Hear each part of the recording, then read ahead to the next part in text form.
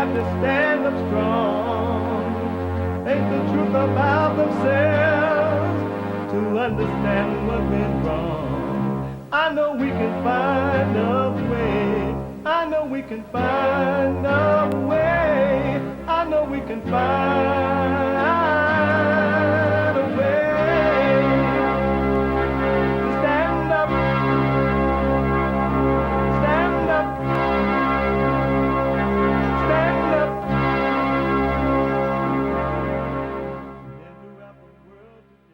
Uniting the races with truth instead of dividing them with lies. We are also rebuilding the family by rebuilding the man. I am James Hake, filling in for a couple of more days here at least for Jesse Lee Peterson.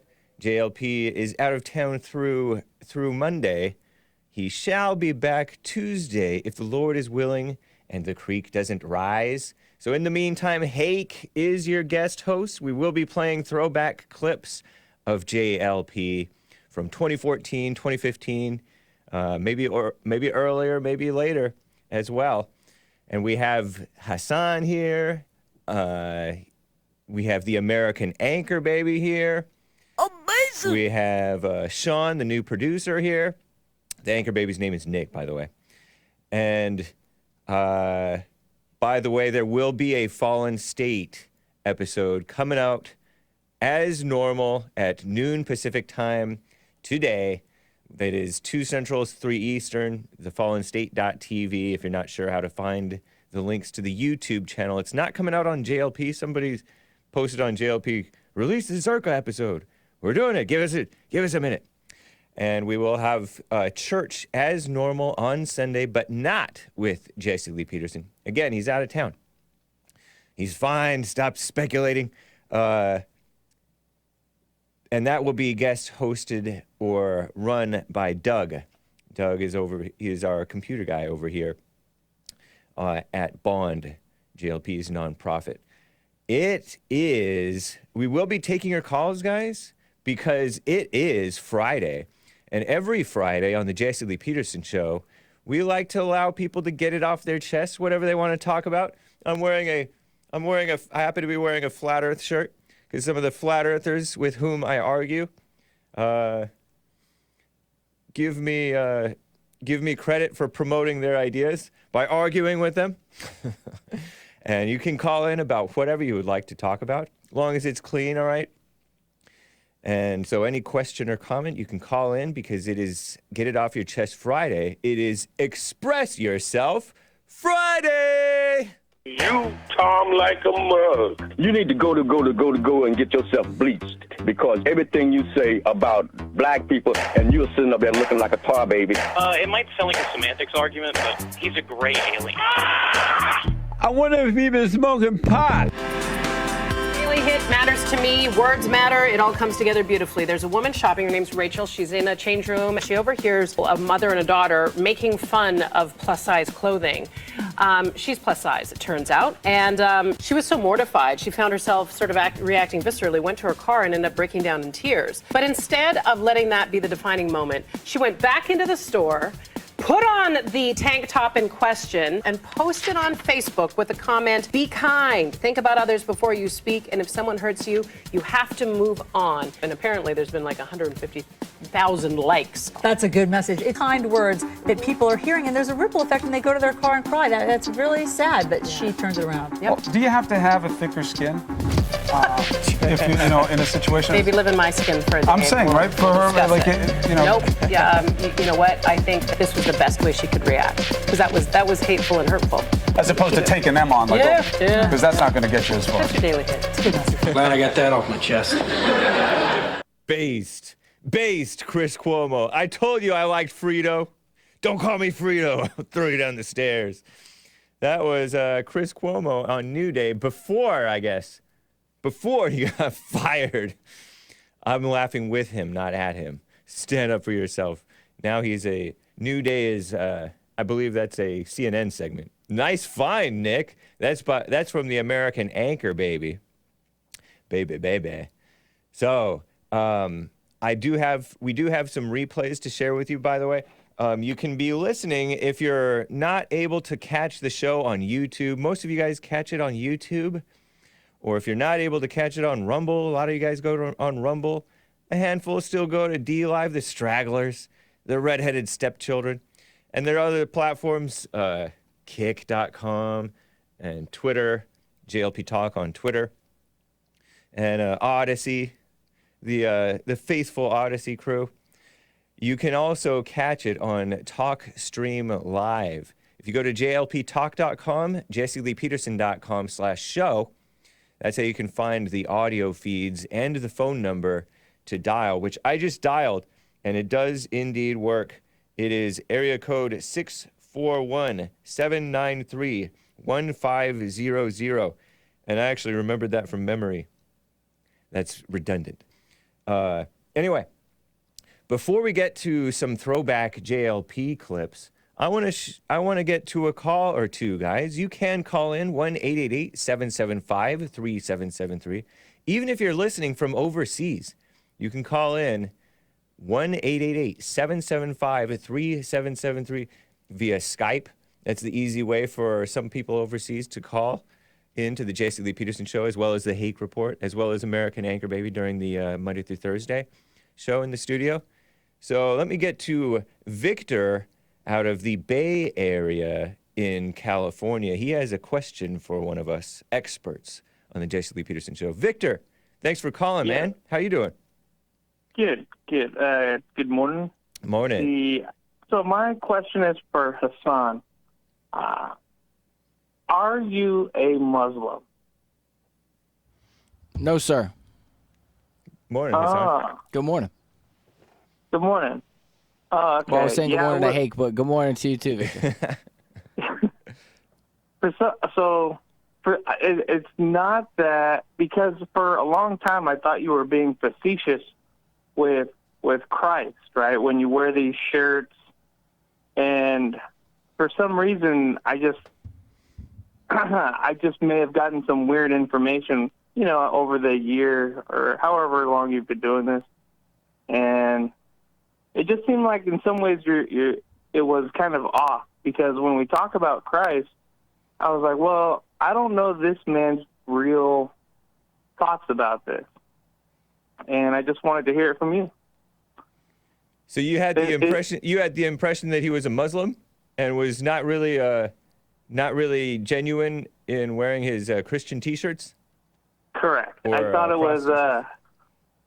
I thought he was being facetious, like, oh yeah, like, because in some ways, the Muslims will push, we love Jesus, but he's not our Lord, and I never knew the answer for Hassan. What made you think he might be a Muslim? Maybe just not hearing full stories of, turning on the show maybe like an hour late, or, just kind of passing, and something just caught my attention, where it may have just been something that was said in the past that I didn't hear full disclosure of it, and that's why I called in today. Huh. So Hassan is Christian. Yep. He was born Christian, right? Correct. Yeah, he was born and raised Christian. Okay, yeah, because I just was not sure. I wanted to clear that up. He just has a Muslim name. Is that a Muslim name, Hassan? Well, actually... Or is it Arab? It is, but there's actually also... Or both. Is it both? Yeah, for full disclosure, Victor, I guess because we're giving you the full report. You don't have to dox yourself. That's okay. My father is Muslim, and so yeah. But Hassan. But your mother was always Christian, right? Yeah, my mother's Catholic, so I was raised Catholic. Yeah, but Hassan also has some sort of like Irish origin, also, and my mom is part Irish. Oh. So, but yeah, it's obviously most known for being like a Muslim Arabic name. Yeah, but for full disclosure, Victor, yeah, my father is Muslim still to this day. And they argue about Well, I was actually gonna, if I ever do a show, well, now I'm letting this surprise out, but Victor, you're doing a lot this morning. Dang, he's But pulling it out of you. if I ever do a show, the first episode will be with my father, and we will be discussing that. But, yeah. I mean, I can't look like Jesus as much as I do and not believe, Victor. What the? Yeah. So I waited for you guys to have Dory Love on the Jesse Lee Peterson show for a long time, so I can mention him. Oh, Dory, that's funny. So you know the rules of not mentioning people that we haven't had on the show. Yeah, but you have had him on the show. Yeah, now we have had Dory Love on The Fallen State, but close enough. Close enough. But and that's a street preacher. Okay. But before you move on to that. Yeah, I am curious, though, other than the Christian T-shirts, what is it that you say that you may have heard partially that made you start thinking this way? Good question. Because I don't think by the way, I don't think you're the only person. Right. I think the chat thought I was a plant. So you're not the only one, believe it or not. No, it was just not getting clear information about you, because in many ways Joel is still in the background, like doing things, and I've been listening to this stuff for a long time, and in many ways you're still new, right? And it was just, I just would like some information, because when you listen to Sean talk about it, it was, very clear, and okay, like Sean's very clear, and Hassan is doing a great job, and I just want to get to know this man more, right? And well, I suggest the only way to, go ahead. The only way to know more about someone is ask them. Yeah. Well, I suggest you go and watch. I did a Fallen State with Jesse. Mm-hmm. I expressed everything pretty clear in that Fallen State interview, and prior to working here, I also came on a radio show and talked about. So maybe if you look at those, I think I was pretty clear in those. And that's just things when you miss. You can't keep up to date with everything. Yeah, the Fallen State with you and Jesse got it. Does Hassan seem silly? No, he does not seem silly. Because you seems said like his own. You said he was. You thought that he was being facetious. Yes, but that's only because I don't know him and I'm getting to know him. And the Webster Dictionary is not, I believe, a good impression about the word facetious. I believe facetious is saying when you're saying something and you might have other intentions, or you mean it, you don't really mean it. And if he proclaims Christ, cool. And I just, I wasn't sure. Is it not cool if he weren't to do that? No, I wouldn't be surprised at all if you had producers and other people in the office that believe in something else. I would, that's the whole point of this program, is to accept people for how they are. Oh, okay. And to not get angry about it. Right. Anyway, thanks a lot, you guys. Well, no, I just want to finish by saying, I guess that's true, and I guess maybe there has been people in the past that maybe would work here and didn't believe in the message or believe in Christianity, but I just think it'd be silly to do so. I mean, the only reason, for full disclosure, I've never even, worked a job in my life. The only reason why I even do this is because of how much I believe in the message and how much I have been affected by the message.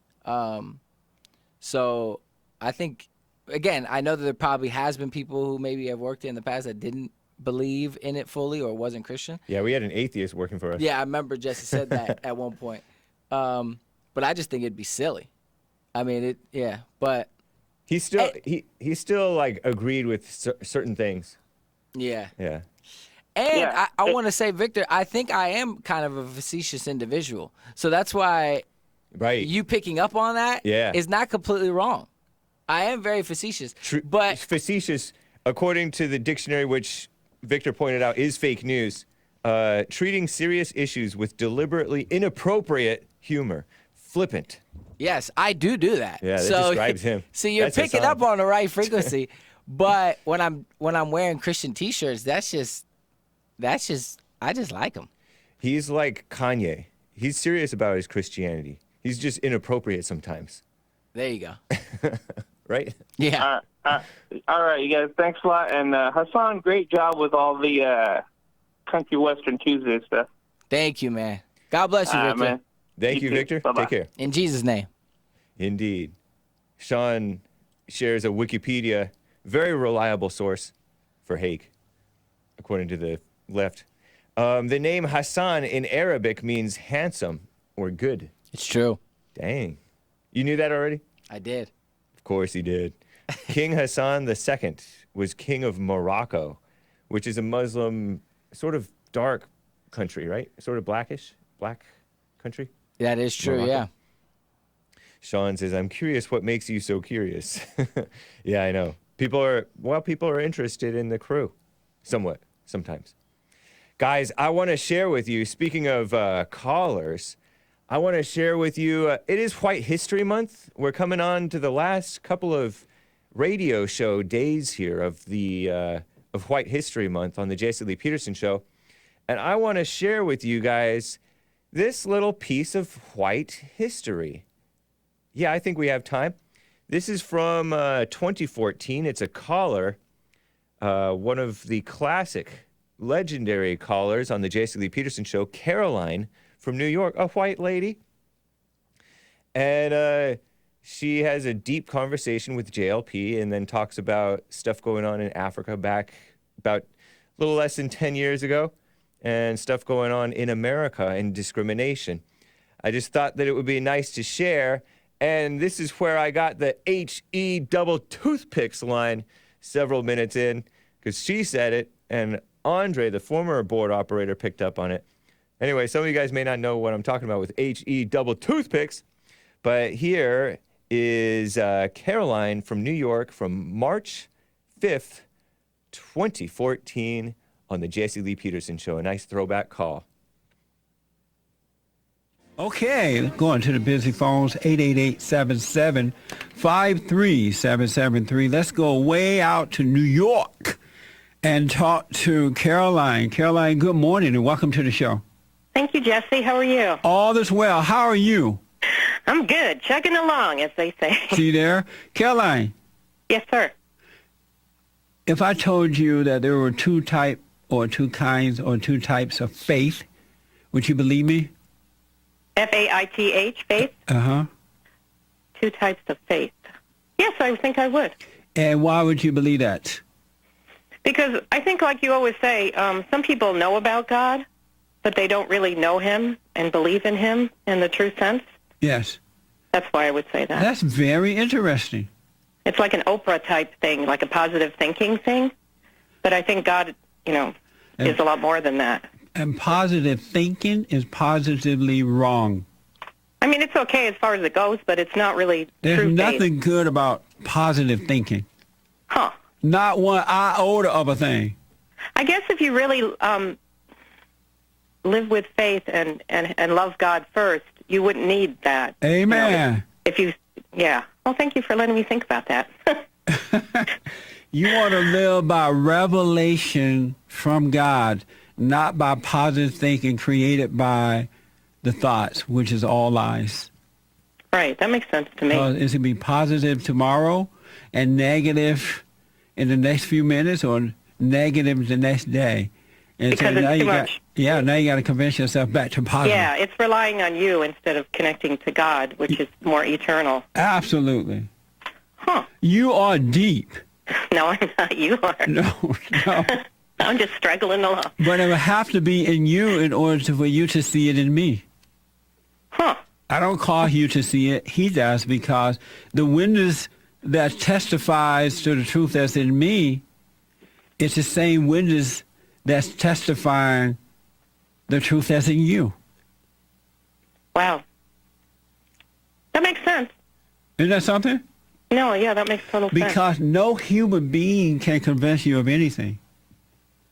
It has to be either the lie convincing you when you hear something, or the witness convincing you that it's the truth, or allowing you to see that it's true. And that's why you need to disconnect from your ego. Yes. Yeah, I've been noticing that. I do it's only my ego. Ignore it. Well, what you really should do, and I highly recommend, if you're not already doing it, I highly, with all that is within me, I highly recommend that you keep it simple by praying without ceasing and being aware of thoughts. Just be mindful of thoughts, and everything shall be revealed to you. Yes. You look around one day and spiritually, inwardly, you're stronger, and you will be surprised by it, because you will not have known when that happened or how it happened, but you will notice that you're just not reacting to things anymore. And when situations come, your first thing that you would do is stand still and be aware of how you are reacting to it or not reacting to it, how your those thoughts are trying to deceive you about it to get you to overreact. Everything that we need to know, Caroline, and you probably already know this, I'm speaking through you to others, but every iota of what we need to know and all of our needs and everything comes out of us, and it's all there just waiting for us to lock into it. Yeah, the kingdom of heaven is within. It's within, without a doubt. Yes. Isn't that something? Yeah, that is something. But that's not why you called me, so go on with you. Oh, okay. Well, I just have one preface. You know, in my utopia, the whole civil rights establishment would have no power. Because other than government jobs, I think the First Amendment, we have the right to freedom of association. Your business is your baby, and if you don't want to let people into your home, you don't have to. So if you don't want to serve people and you're racist, then that's your loss. Why can't? Well, we won't do it, but wouldn't that be great if there was no civil rights? You know, because it causes people to be really scared, and it's nonsensical, and people are allowed to have their prejudices and let them pay the price. I don't think we'd turn into a Jim Crow nation at this point. Do you? I absolutely agree with you.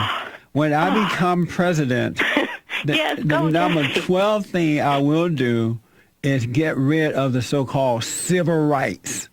It's so evil, you know. It makes they look at people as little chess pieces that they can move around, and while they're making a lot of money off of it. And we're like a joke to them. Yeah. But I'm sorry. Can I just say what I really wanted to say to you? Yes. The president of Uganda just signed an anti-gay bill, despite pressure from the West. I sent Patrick the link to his speech, but I was so impressed with him because it had love for gays in it, and he tried to examine, the scientific, are you born gay and all that stuff. And one thing that he said that I really liked is that foreign aid is actually the problem, and we are a rich country, and we could, make ourselves prosper without the corrupting influence of foreign aid. Yes. Oh, my gosh. If you have a chance to read it. I will check that out. I definitely will. Yeah, and no one's giving it any publicity because of all the other things that are going on, but it kind of goes back to freedom of association. Because, if they don't want gays, or I don't know what the bill is exactly. I don't know. I don't think it's killing anyone or anything. We're going to have Scott Lively on tomorrow. He's running for governor of Massachusetts, so he'll be here for a few minutes tomorrow, and I'll ask him about that. Yeah, because, if you don't want someone in your house, like you said during the civil rights early era there, if people don't want black people in their stores, why would you want to force yourself into it? And dittos for gays. If someone doesn't want to bake you a cake or whatever, take your customs somewhere else. That's right. I mean, that's logic. It doesn't make sense to me. That's why it's political and it's evil, and it has a much bigger goal of destroying society and destroying what's normal and destroying, God's order, if you will. Absolutely. When I was growing up down in Alabama, on that plantation, the whole civil rights movement came about. Right. And they were forcing the blacks were forcing themselves into white private businesses and cafes and things like that, and sitting at the counters, give me some coffee, give me some food. And I'm thinking, I would not want to go in there. This is a private business, and these people don't want you there. They have a right to that. And if it's their business. That's right. And why would I want to sit at a counter and ask for coffee? Make your own business. Suppose they spit in my coffee or food. Exactly. And to HE double toothpicks to those people. And I don't think there's a whole I mean, maybe I'm wrong, but I don't think people are like that. And if they are, to heck with them. You know, I remember being in West Virginia in the early 80s, and there was like a white section of town and a black section. Yeah. And the black section seemed to be prospering. You know, it was different. I mean, I'm not saying it should be that way. I mean, people naturally do that anyway. You know, you're black, you go to a black community. I mean, you don't now because they're so messed up. Yeah. I mean, I'm not saying it should be like that forever, but people should be independent and not. I mean, anyway, it's not the actual issue. It's the goal is much more nefarious and bigger than just, you know, gays being allowed to be recognized, as they said in the beginning. Anyway, I just wanted to share Uganda, the Yeah, I'll look into that, and we'll talk about it tomorrow. All right, Jesse. Thank you so much, Caroline. And thank you. Have a great day. You too. I appreciate your call. Back in a moment, straight to the phone. Caroline is so white. She said, and that was cute too. She said when she wanted to mention hell, she said H-E double toothpicks. H-E double toothpicks. That is so white, Caroline. I think you could say hell. Hell is everywhere else. Obama giving us hell. 888-775-3773. One other thing before I go back to the phone. Did you see, I don't know exactly where that happened, but some woman in a minivan was driving into the ocean with her kids in this minivan. And look, it appears, I don't know yet if it's totally true, but it appears that she was trying to kill herself and her children in this minivan. But the kids were saved. Some men ran out there before the truck went down into the ocean and took the kids out. And I'll find out where did that happen. It's an amazing story. It's amazing that you can have so much anger in your life that allows Satan to speak to you through your thoughts and convince you, if this story is true, to kill yourself and your children. You know you got to be angry for that to happen. That was out of Daytona Beach, Florida. Dayton Beach, Florida. Daytona Beach, Florida. Isn't that amazing? So it is true. And the kids' ages are 5, 7, and 10. It's not good to be angry, folks. That was Jesse Lee Peterson on the Jesse Lee Peterson Show from back in 2014. Very nice throwback. Shout out to Caroline in New York. I believe she listens to the radio show on podcast. And you can podcast the Jesse Lee Peterson Show as well as the Fallen State and the Hake Report. And I do believe you can podcast the American Anchor Baby, maybe even Joelle Friday TV. And, of course, Church with Jesse Lee Peterson. So the links are on the Jesse Lee Peterson Show page for the Jesse Lee Peterson Show. Has podcast highlights as well as the full shows. JesseLeePeterson.com/show. It was funny. It was interesting. He was talking about this woman. I guess it was a black woman. I was looking up the story just now. Woman who drove children into the ocean in Daytona Beach to be released from most court supervision. Most court supervision. I don't know what that means, but that's an update from the 2021, I guess. Woman who drove her young children into the ocean in Daytona Beach in March 2014 is being released with court supervision. Maybe it was a typo in their WESH page. Ebony Wilkerson, she black, allowed to return home to her family in South Carolina in 2019 under conditions that included supervision and continuing mental health care. Fortunately, her children survived. There have been many stories of these women, lesbians doing it with their adopted black children. Remember the Black Lives Matter story that some of you guys may remember it. Anyway, we're going to go to break, guys. We have more archive clips to share with you. This is the Jesse Lee Peterson Show, guest hosted by Hake, along with the rest of the experts. Hang tight. We'll be right back.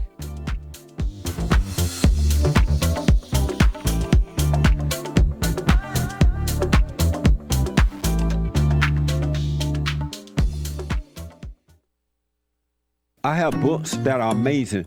I highly recommend you get them. 7 Guaranteed Steps to Spiritual, Family, and Financial Success Guide.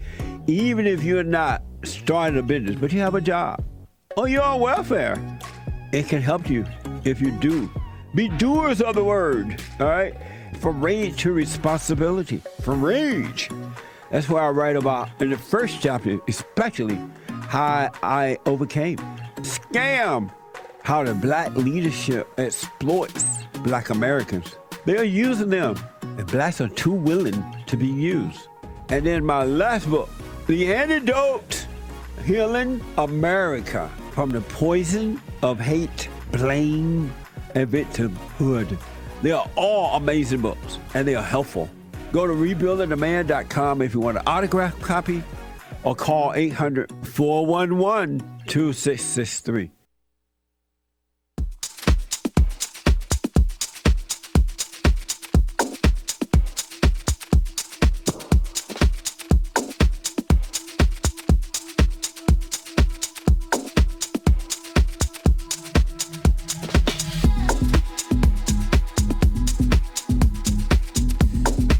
Guys, we have the Fallen State coming up. I want to share with you a little preview of that Fallen State episode that will be coming out on the Fallen State YouTube channel, as well as other platforms. Premiering today at noon, John Zerka will be on the on the Fallen State with Jesse Lee Peterson. You can go to thefallenstate.tv. There is an audio podcast that will be out. But here is the trailer or teaser for that John Zerka. Cover your ears, kids and ladies. Those of you faint of heart, because he's a rough around the edges Christian man talking to JLP. Check this out. Next time on The Fallen State. Jesus is king, and that's it. You don't fall in love with your wife. Right, you love God. Because when you're not turned to your father, the woman is your God. Women suck at everything. They need to get out of the workforce and just start getting pregnant like the good old days. Are you helping men to turn back to God? These pastors and priests and stuff, you're a little too radical. I'm doing your job for you, so shut the up, get the out of the way. Do you believe racism exists? I'm the only here. When you're on cocaine, this hits a lot harder. You are the best pastor I've ever met.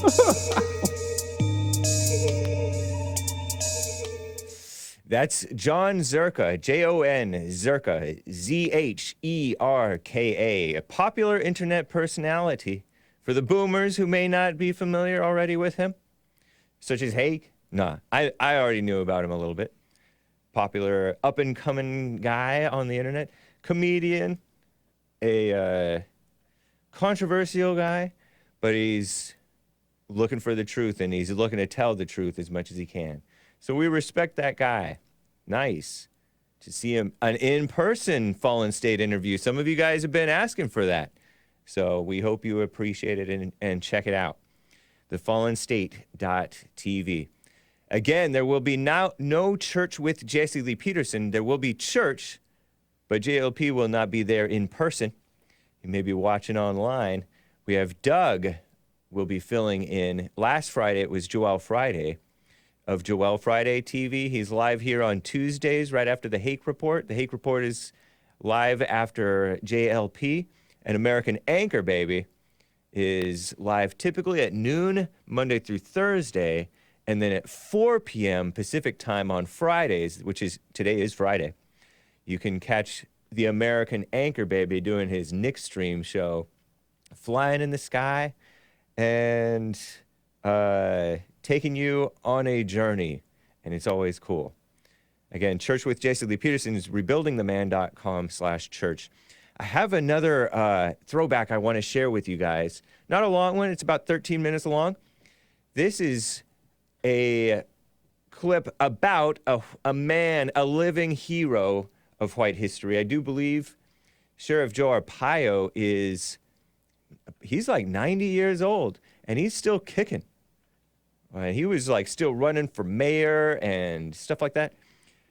He would probably still be sheriff to this day if the evil people had not finally ousted him by way of the immigration and invasion and mass brainwashing of the suckers, right, of the world. And there are many. But this is a little roast by a congressman or a representative out of the state of Arizona of Sheriff Joe Arpaio by a man named John Kavanagh. And it was a controversial clip because it was a white man having a little too much fun, according to the mainstream media, making jokes and being funny. Sheriff Joe Arpaio, if you don't know, he got all kinds of media smears because he was putting the illegal aliens in jail, and he was tough on crime, and they don't like people being tough on crime. So enjoy this little throwback. Do you see that one? Of John Kavanagh roasting Sheriff Joe Arpaio in clips played on the Jesse Lee Peterson Show from 2014. Enjoy. Sheriff Joe Arpaio, one of my heroes. One of my heroes.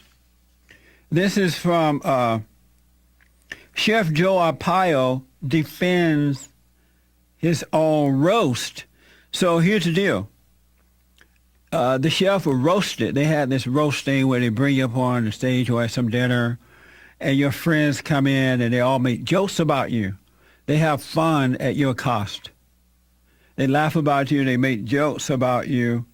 And there was a representative in Arizona, or Arizona rep, who began to make fun of Sheriff Joe Arpaio in a roast. I want you to hear the roast first, and then I want you to hear how the media went, CNN and other media went after Sheriff Joe Arpaio. Let's go to soundbite A there, Andre, clip 1. The good sheriff, I don't want to fall off the podium.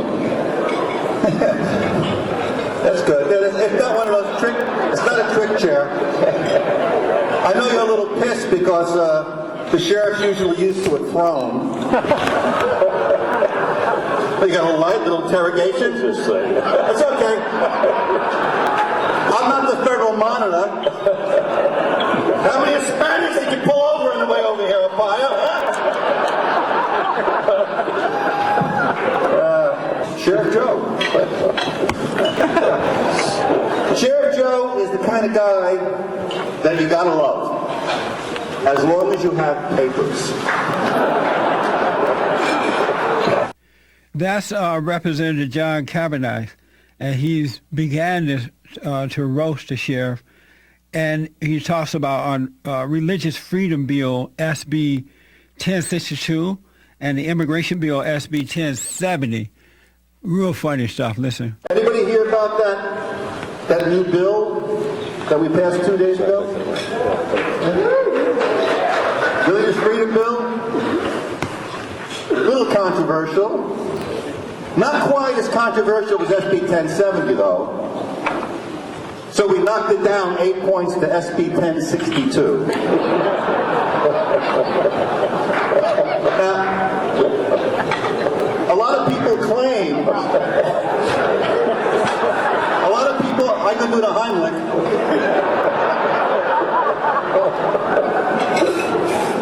A lot of people claim that SB 1062 is going to cause discrimination based upon religion in Arizona. And I scoffed at that until tonight, when a Muslim waiter serving up here walked up to Sheriff Joe, wouldn't give him his dinner because he said, I don't serve swine.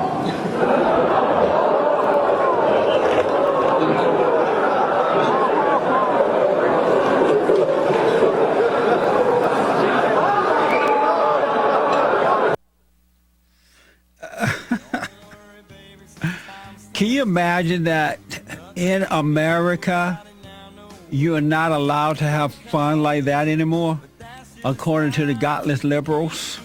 Now, they can do it to the conservatives, the Christians, but you can't do it to them. 888-77-JESSE. Back in a moment. 888-775-3773. I'll get to your calls here in a minute. Here's Sheriff Joe Arpaio out of Arizona. He's being roasted by Representative John Kavanagh, and they voted for the legislators voted for religious freedom bill there in Arizona. The governor vetoed the bill due to a lot of pressure from the other side. But they're just having fun with Sheriff Joe Arpaio, celebrating him. He says that Sheriff Joe served in the Spanish-American War. Listen to this one. Sheriff Joe served in the Spanish-American War. What?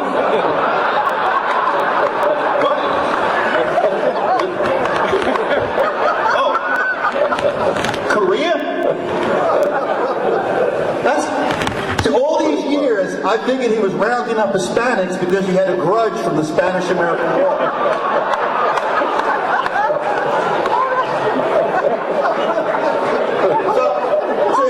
Korean War, how come you're not rounding up Asians?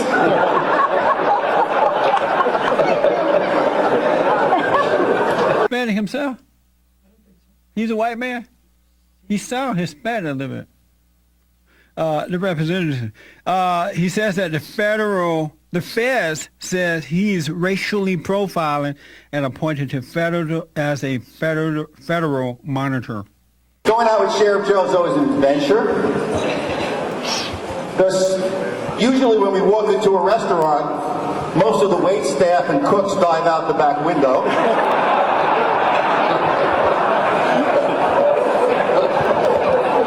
And when they don't, I never know what the hell's in my food. There's a great one.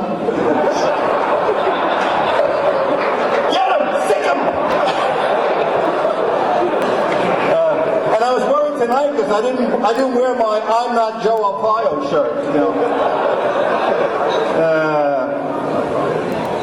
Let's see. Oh, the Federal Monitor.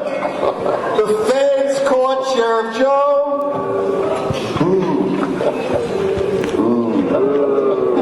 Claimed he was racially profiling. Kangaroo court. Federal overreach. We know the routine, right?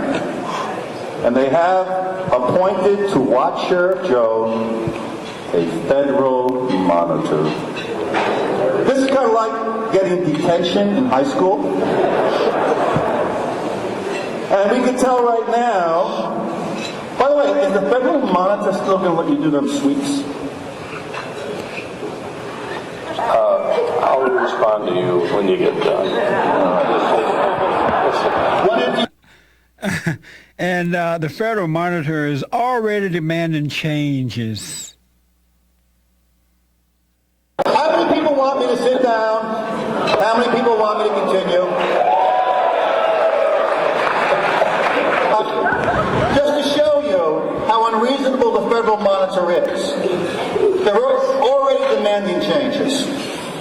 First change is that when Sheriff Joe sends his new deputies to the academy, he will no longer just train them to do the Miranda warning in Spanish. He will have to teach it in English too. And the sign over the booking intake door in the jail, it will have to have welcome and just not bienvenido. And with that, adios. That is funny. When I listen to these jokes, they remind me of growing up when race issues were not a reason to lose a job or, boycott or ban and all that madness. People made jokes about each other. And they were true, but they were funny jokes. They would be funny. They would laugh at one another. It wasn't a big deal. It wasn't a race issue. It wasn't a hating women or hating the gays or hating this or hating that. The liberals have turned that into this. Now, here's what I want you to hear. You heard those jokes. They were funny. Everybody laughing. There was nothing racial about them at all. Here comes CNN, and they asked Sheriff Joe Arpaio, Did race jokes go too far? Here's a reporter. She reads the statement by the representative, and listen to this report. I'm looking at the clock here. Listen to this, folks. CNN's Ana Cabrera is live for us in Phoenix, and along with her is Maricopa County Sheriff Joe Arpaio. And Ana, I would love to hear how the sheriff was reacting to those comments we just played. We're going to talk to the sheriff in just a moment, but want to give just a little bit more context first. Again, this was a roast, and the Southern Poverty Law Center tells us they sent in somebody to monitor this event. That's how they came up with this recording, and admittedly, it's the group that has been critical of Sheriff Arpaio. Now, we also reached out to Representative Kavanagh, who made those comments. He did not want to do an interview with us, but he did give us this statement, and I just want to read part of it for you real fast before we talk to the sheriff. In his own defense, Kavanagh says, "The jokes I made at the Sheriff Joe Arpaio roast at his invitation were satirical comedy. The jokes were not directed at minority group members, but at the target of the roast, Sheriff Arpaio." And he goes on to say, "This is a personal attack," talking about the controversy that has been sparked since this roast. He says, "This is a personal attack upon me by the Southern Poverty Law Center, which appears to be politically motivated, probably due to my support of SB 1070, which was that controversial immigration law." By the way, the Southern Poverty Law Center is a racist group itself. They've had me on the list. How can I be a racist? I'm black. They've had me on their list. And just think, these people went there to monitor what was said. This was Joe Arpaio private party or roast party, and this racist Southern Poverty Law Center went there to monitor. Is this Russia or what? Back in a moment. I want you to just hear Joe Arpaio, Chef Joe Arpaio, response to the Southern Poverty Law Center and others calling him racist. Now I want to bring in Sheriff Arpaio, who's kind enough to join us and offer his thoughts on what's become a controversy. First, Sheriff, did this roast go too far? Well, it was a roast. John Kavanagh is my friend. I support him. He's not a racist. He's very funny. So he made these comments. So I can't speak whether he went too far. You thought his comments were funny. Other people took offense at the comments, saying that his jokes didn't necessarily target you, that it was Latinos, it was other minority groups that were the target of these jokes, the butt of these jokes, and that it took his speech as hate speech. What's your reaction to that? Well, I'll tell you what the reaction. I never talked about this. I'm going to do it the first time on your show. There's a double standard. The same people for 4 years have been going around following me around, calling me Nazi, Hitler, and everything else. Why did they defend me? I'm not asking you. I know that. I don't think hate speech is condoned by anybody. Well, I want them to start defending me then. But is an eye for an eye okay? Is that right? No, I'm not saying that. If I knew Kavanaugh was a racist, I wouldn't even be near him. He's not a racist. He's making jokes. I understand how the sheriff feels. You're just sick of these liberals. They have nothing else. Oh, you're racist, you're racist. We need to start calling them racist as well. Wasn't that nice? Refreshing. White men, well, Sheriff Joe Arpaio is Italian, right? Telling the truth, standing up, not backing down, even if they do believe in the racism thing being real and that racism is bad. But they're still real, genuine guys. Over on cozy.tv, shout out to cozy.tv/JLP. Somebody said, Grocery Guy said, Sheriff Joe's speech at AFPAC 2, I think it was AFPAC 3 actually, was hilarious. Yeah, I agree. I loved seeing Jesse Lee Peterson speak at AFPAC, America First Political Action Conference, Part 3, put on by Nick Fuentes. Sheriff Joe spoke, Marjorie Greene spoke, Jesse Lee Peterson spoke, Nick Fuentes, real Vincent James. It was a great meeting. And Sheriff Joe he was 89 years old on stage at AFPAC 3 earlier this year. I think it was last year, actually. And told the truth. So they call me a racist, and everybody's all yelling. Those young racist groypers. They're not racist. They're just normal people, normal guys. But normal guys, if you're white, it means racist. If you're white and you have fun, you tell the truth, you like standing for what's right, that's called racist. And that's Joe Arpaio. And that is, he's like, why are you cheering? Why are you cheering? They call me a racist. Because he went after Obama, Sheriff Joe did, with his, he called it a fake birth certificate, which I disavow for the sake of the channel. But it certainly did look kind of Photoshopped, but I disavow that for the sake of the channel. So I personally feel that Obama was trolling us, but by messing with us. But yeah, finally, somebody, back in the day, somebody said they don't apologize, they fight back rather than apologizing like cowards. The people in the chat didn't say cowards, they said something else. That's a man who betrays raising his own children. And that's what America is, a bunch of weak males and female-minded liberals who do not raise their own children. And of course, CNN on the case. Ana Cabrera was the lady who was interviewing Sheriff Joe Arpaio in that clip. I remember Ana Cabrera. She left CNN relatively recently, but years back, after that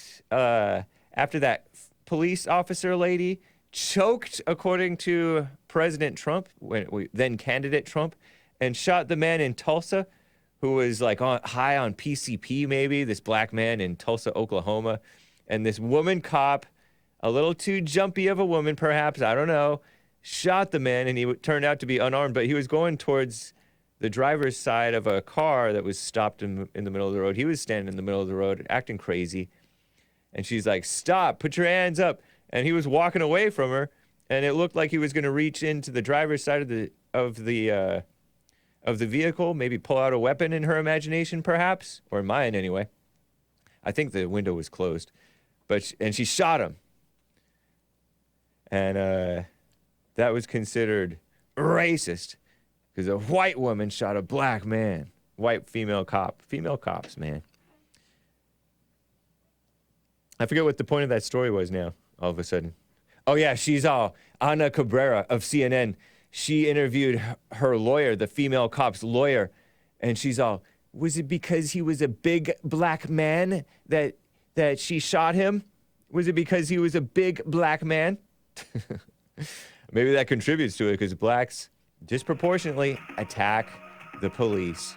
It's just a fact, but you're not allowed to tell these alternative facts that the mainstream media does not say, does not admit. What a shame. Oh yeah, Drip Tracy. They say I'm the #1 racist in America. Thunderous cheers of Sheriff Joe Arpaio. Solid guy. And he's running for mayor again in Fountain Hills. Nice. Right on, man. So I'm James Hake. We will be back on the Jesse Lee Peterson Show for Hour 2 coming up. But first, Hake news, not fake news. We'll be right back after a moment, and you can call in. See you soon.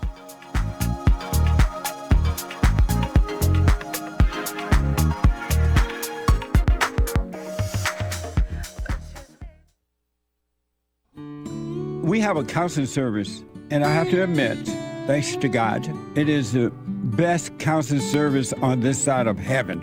I counsel with men and women, families, individuals around the world. Most people are unhappy, they're miserable, they have rough lives, they're depressed, suicidal, young and old, of all races. I understand, I know why, and I do understand it. Because exactly what's happening in me is happening with everybody outside of me, inside of them. And I've noticed that with those who really, really, really want to understand, they overcome it just like that, out of one counseling session. If you need counseling, you can go to rebuildingtheman.com or call 800-411-2663. 800-411-BOND. Best counseling service on this side of heaven.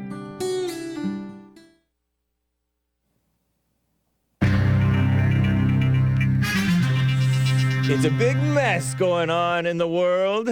What's going on in the world? Persecution of the President Trump. It's hot outside. It's summer. And it's an unusually warm summer, but that's not unusual for it to be unusually warm. It's often unusually cold and unusually warm. It happens. Record heat. The Emmys are postponed due to the strikes. You know, the communists who want better pay or something dumb like that. Hassan was harassing them, I heard. And Russia mess continuing. You know, that Ukraine propaganda, anti-Russia propaganda. This is the end of hour one of the J.S. Lee Peterson Show, guest hosted by Hake with some replays. And we do have our experts here at your beck and call. You can call in to talk with us. We will be right back, but first, for hour two. But first, Hake news, not fake news. Call me Nonsense Network. CNN reports former President Donald J. Trump is facing new charges in the case alleging his mishandling of classified documents from his time in the White House when it was white on the inside, because Trump was there, a white-hearted man. The additional charges brought by special counsel Jack Smith on Thursday include one count of willful retention of national defense information and two obstruction counts related to the alleged attempts to delete surveillance video footage at Trump's Mar-a-Lago residence in the summer of 2022. According to a court filing, Trump employees attempted to delete security footage at the Florida resort and said the boss wanted a server deleted. Reminds me of Hillary Clinton. Did he try to bleach bit it? I have no idea. Separately, our greatest president, Trump, is embroiled in another supposedly serious case involving his alleged interference in the 2020 election. Oh, yeah, he's the one who interfered, of course. But the timing of a possible indictment is still unclear. He has pleaded not guilty to all the charges against him. Record heat. Millions of people in the United States are bracing for more extreme temperatures, according to Commie Nonsense Network, CNN, today and into the weekend, testing the power grids to their absolute limits, so they say. Energy providers in major cities are asking residents to reduce their consumption of electricity, to help prevent localized outages. Meanwhile, sleepy President Joe Biden on Thursday unveiled new measures aimed at protecting communities. He wants to protect you. Yeah, right. Biden asked the Labor Secretary, Julie Su, U.S. Labor, meaning Communist, Secretary Julie Su, S.U., to issue a heat hazard alert, clarifying protections for workers and an increased inspection in high-risk industries like construction and agriculture. Oh, swoop in to save those workers so that they vote for you.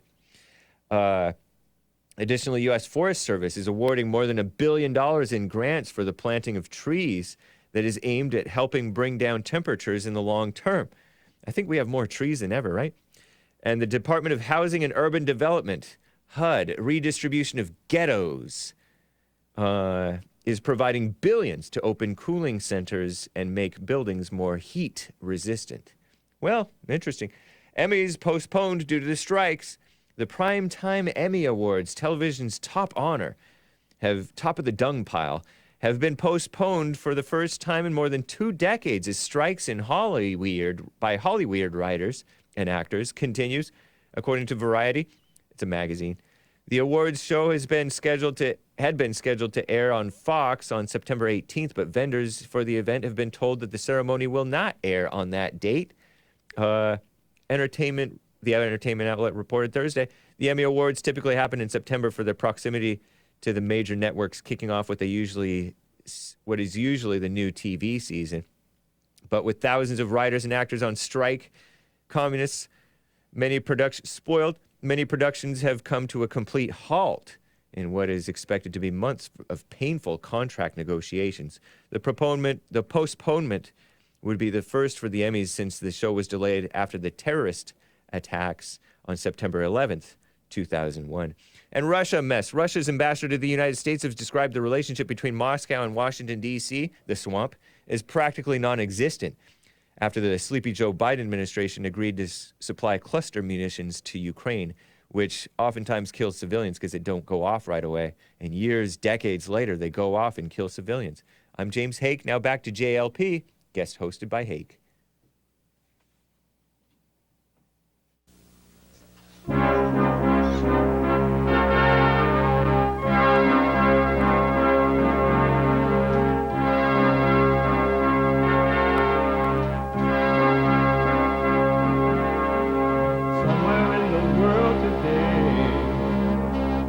Got to stand up strong, face the truth about themselves, to understand what went wrong. I know we can find a way. I know we can find a way. I know we can find a way to stand up, stand up.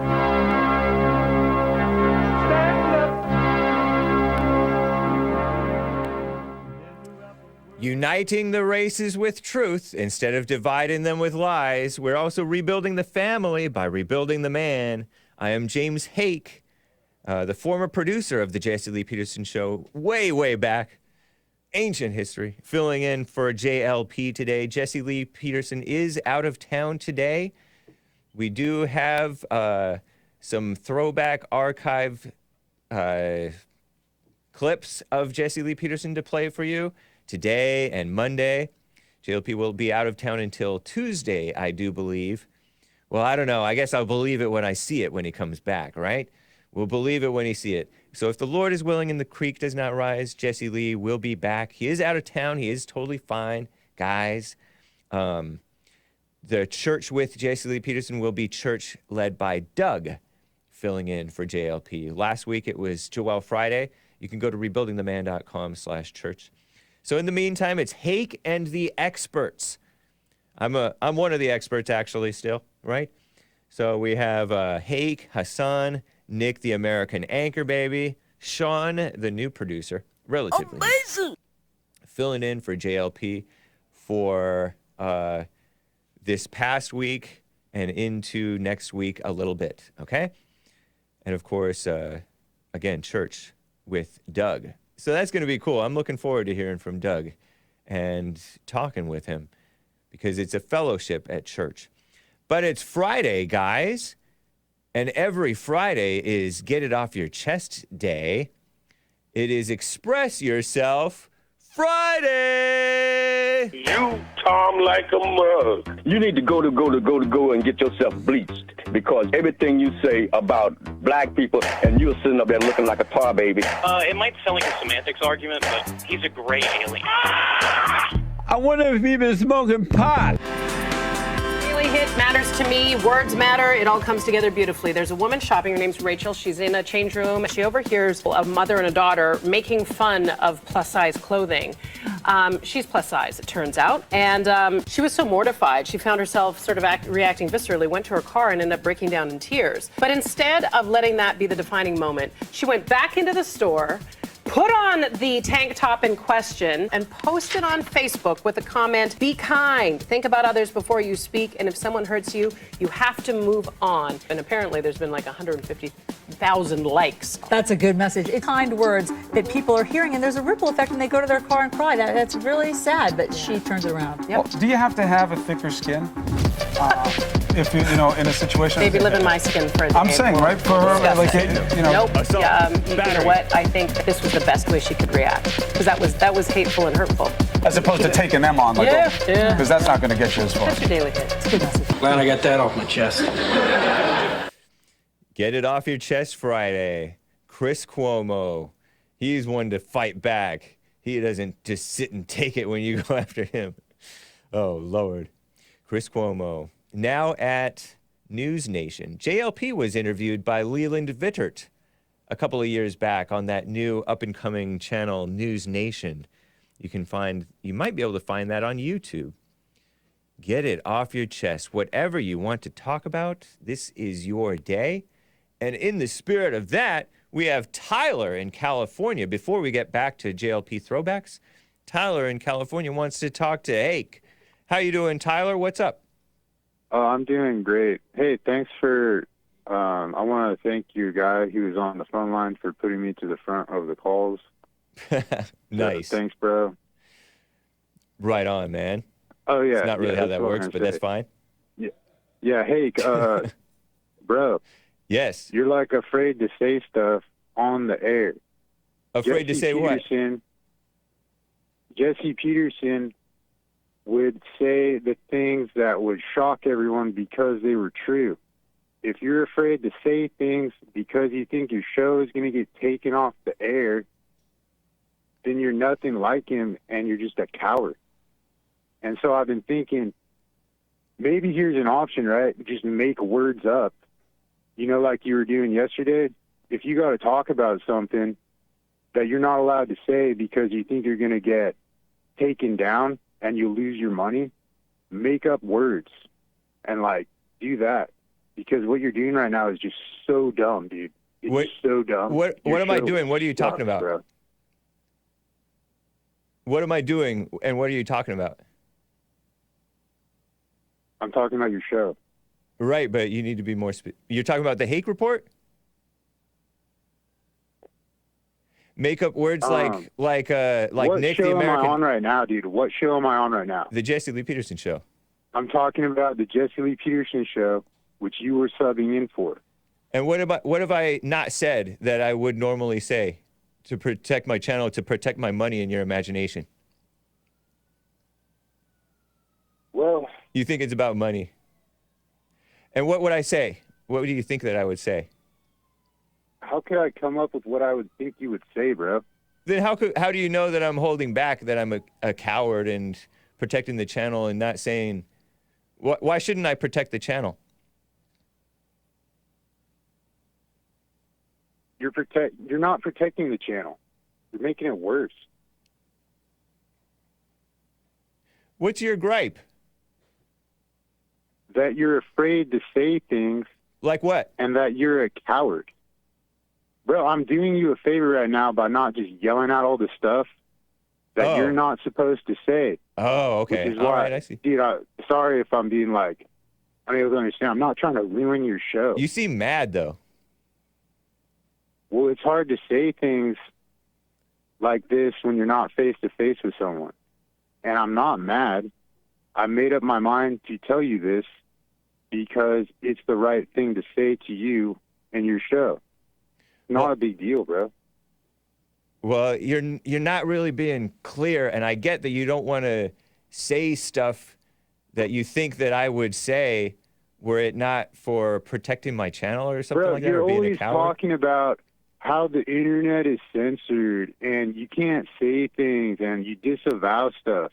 And now Why you're shouldn't I disavow pretending- stuff? Now you're pretending like you are saying things that you're not allowed to say. You're like, I never why? pretended. You're always talking I never about pretended it. that I don't. What are you talking about? Hey, you're a liar, bro. You're a liar. Okay. Well, thanks, man. I appreciate All right, your call. You're welcome, Hake. Thank you. Have a nice day. You too. Do you know what he's talking about, Hassan? I do not. I think he wants me to be more like JLP, but I'm me. I do disavow stuff that doesn't matter for the sake of the channel. Because that is important. Is he the one that called yesterday about the water? Yeah, he called and you're not doing your job because the water is.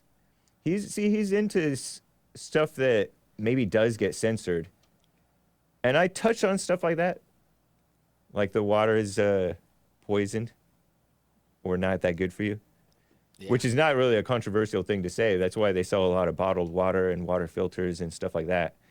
But you're not doing your job. You're not doing your research. I know that I'm not. There are many ways that I can improve for sure, but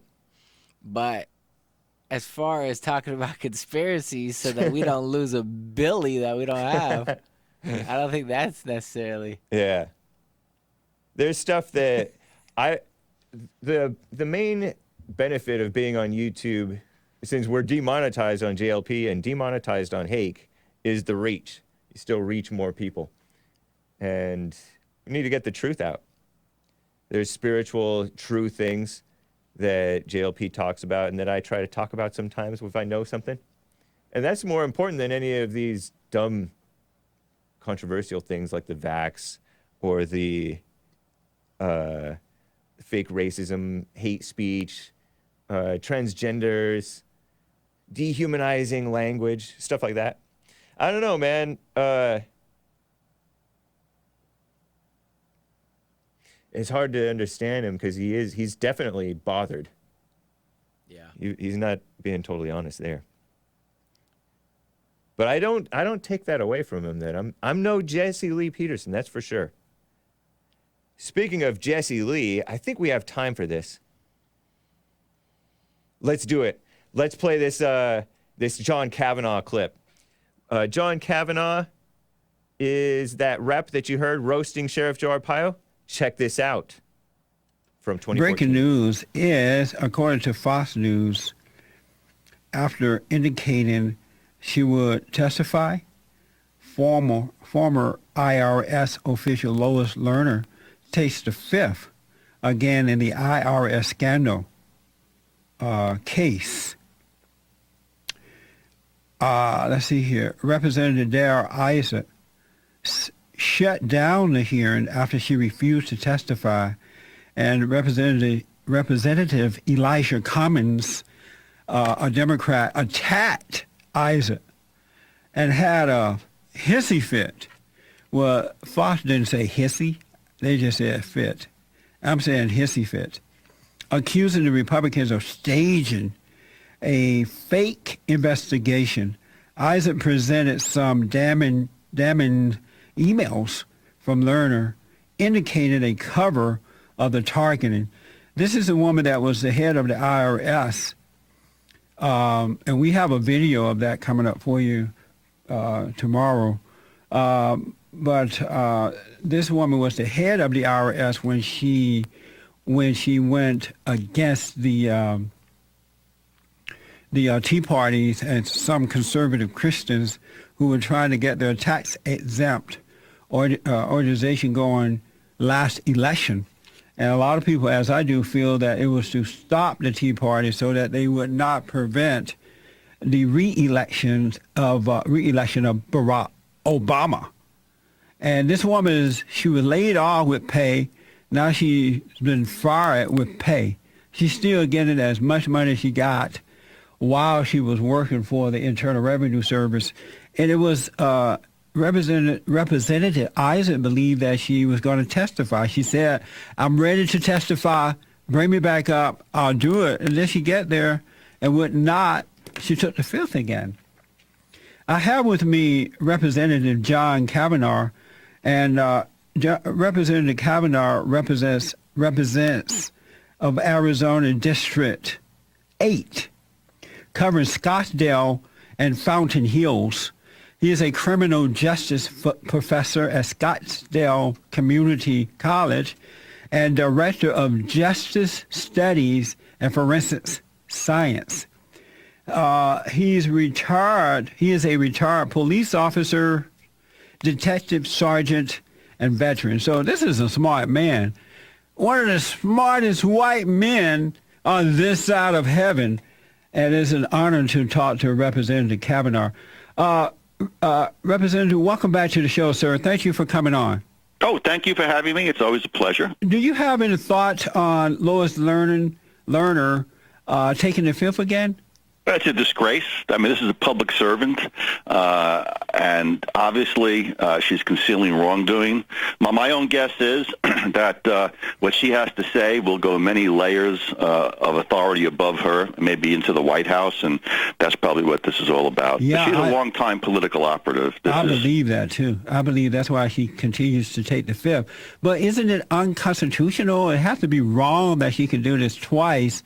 Is it unconstitutional, or is she at least okay? Well, no, she's allowed to take the fifth, and unfortunately, there's only two routes for the committee to take. The first would be to try to get an investigation to actually get information on her where they can charge her, which is difficult because this is kind of a conspiracy type thing, apparently. And the other is to give her immunity.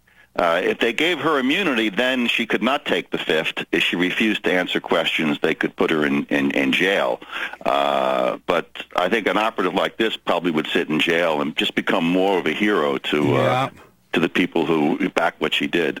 But if they gave that to her, then she may, tell some things, but it may not be true or the whole story. That's true too. Although if she got caught in a lie, then she'd be in really deep water, because now she's false testimony before Congress. But I don't know. I'd like to see them get the info and nail her if she's guilty. Me too. And you're not here to talk about this, but I just have this question. I am a black Republican conservative to the core, and I was a Democrat at one point, but I asked God to forgive me for it, and he did it. And I became a conservative because I agree with the platform of the Conservative Party. But I'm concerned that we have Republicans now some Republicans who would not, in leadership, who would not stand up against Barack Obama because he's black first. Liberal Democrat, they're afraid of being called racist, and they're afraid of the media. And I'm concerned about my country because I see these things happening. Is my concern legitimate? Well, again, I'm not down in D.C., so I don't have any inside. I'm looking from the outside like you. I suspect that it's not necessarily, I don't know if it's a fear about being called racist, but I think a lot of the people who are backing away from really going after President Obama have the same strategy that Romney tried, which is don't attack, be nice, and we'll win in the end. They may be afraid of creating a lot of. I mean, right now we're in pretty good shape. Obamacare is crumbling. His foreign policy is a disaster. My guess is that they may be laying back on the things that they should be going after, and not that I would be going after, because they think they have the upper hand now and they don't want to blow it. But hey, you have to be truthful. You have to stand up for your rights. Weakness doesn't work. We saw Obama go around the country, and he did an apology tour in his first term in office, and now our enemies see us as being weak, and they're coming after us. I mean, he went around the world doing this apology tour, and our enemies see us as weak, so they're coming after us now, whereas the Republicans are perceived as weak. I don't know how they think they're going to win by being that way. You're right. It's a ridiculous situation. But yeah, I mean, the minute he started apologizing, the minute he started saying America is no longer going to lead, we're just one of the gang, that was a signal to dictators and despots all over the world that they can push the line. And they pushed it in Syria, and now Putin is pushing it in the Ukraine. Yes. And I hope it doesn't spread beyond that, because, I mean, we could literally be heading for another Cold War. I know. I'm very concerned. I have to tell you, I saw you roasting a man that I highly respect, Sheriff Joe Arpaio. And I have to tell you, sir, you were funny. I was cracking up. I was laughing so hard I thought my Amerifro would fall off. Yeah, I know. But, my enemies, edited out certain things, which I don't think were wrong to begin with. Right. And they just went after me. But I'll tell you, I was a little worried because, I mean, it went national. They were on CNN and everything. And USA Today newspaper carried the story. And on the online edition, people can write comments. And I saw that there were 122 comments under the article on the roast. And I said, uh-oh, here we go. Well, I opened them up, and no more than like 10 were negative. Yeah. The overwhelming comments were, it was a roast, it was jokes, it was, it was the jabs at Arpaio, who's my good friend, who even asked me to do the roast, and this is political correctness gone crazy. And that's the way that the people that I'm meeting on the street see it. They just said it was funny, it was good-natured, it wasn't racist or anything. Yeah, it was clean, it was no different from a comedian who, make jokes, just have some fun. They're not cursing, they're not going after anyone. They're just joking and having fun. Did you know you were so funny?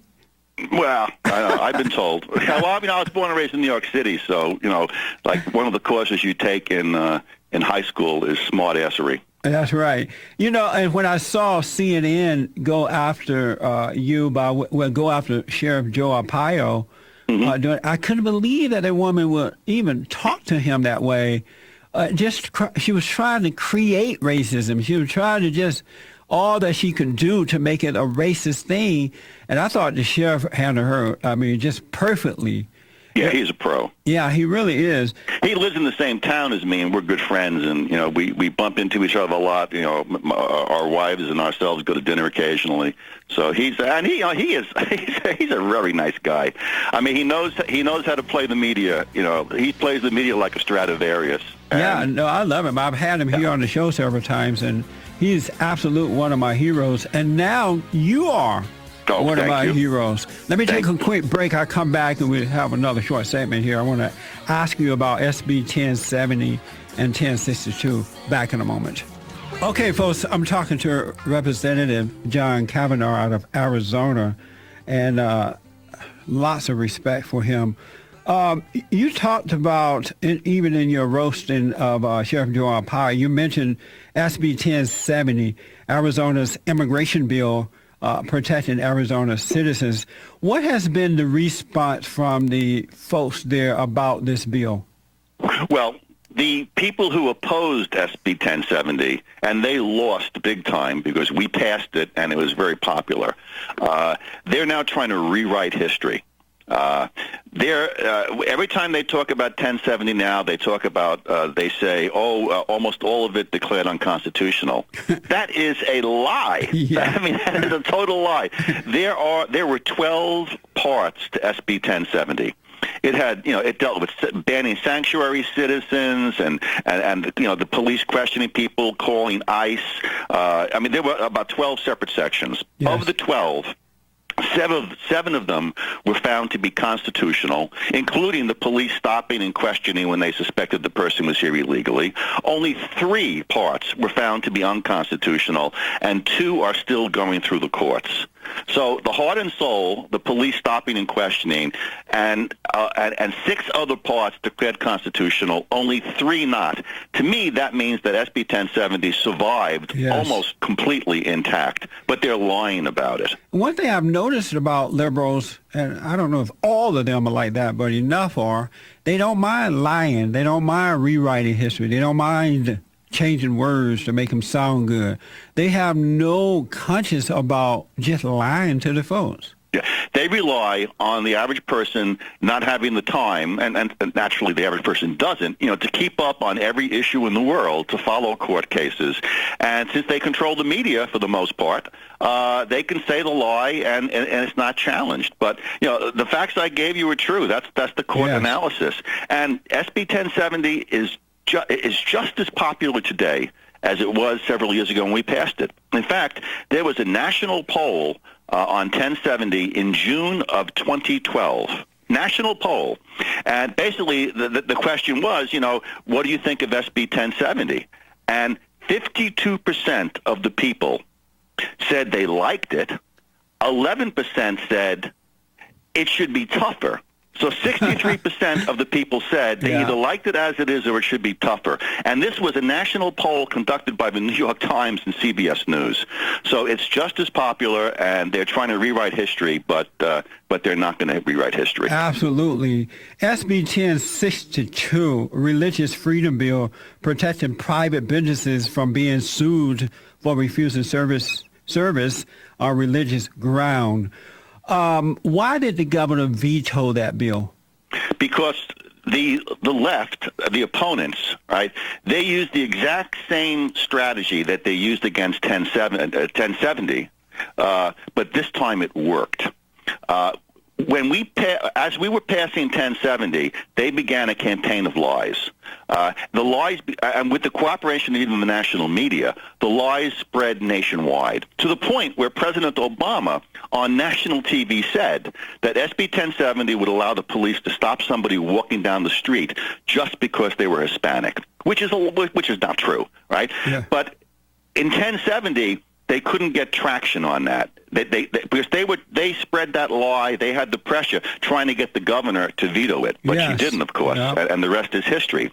They did the same thing with 1062, the Religious Freedom Bill. They portrayed it as allowing people to not serve a gay person coffee or a meal in a restaurant, which would not allow somebody to discriminate based upon something like that. Right.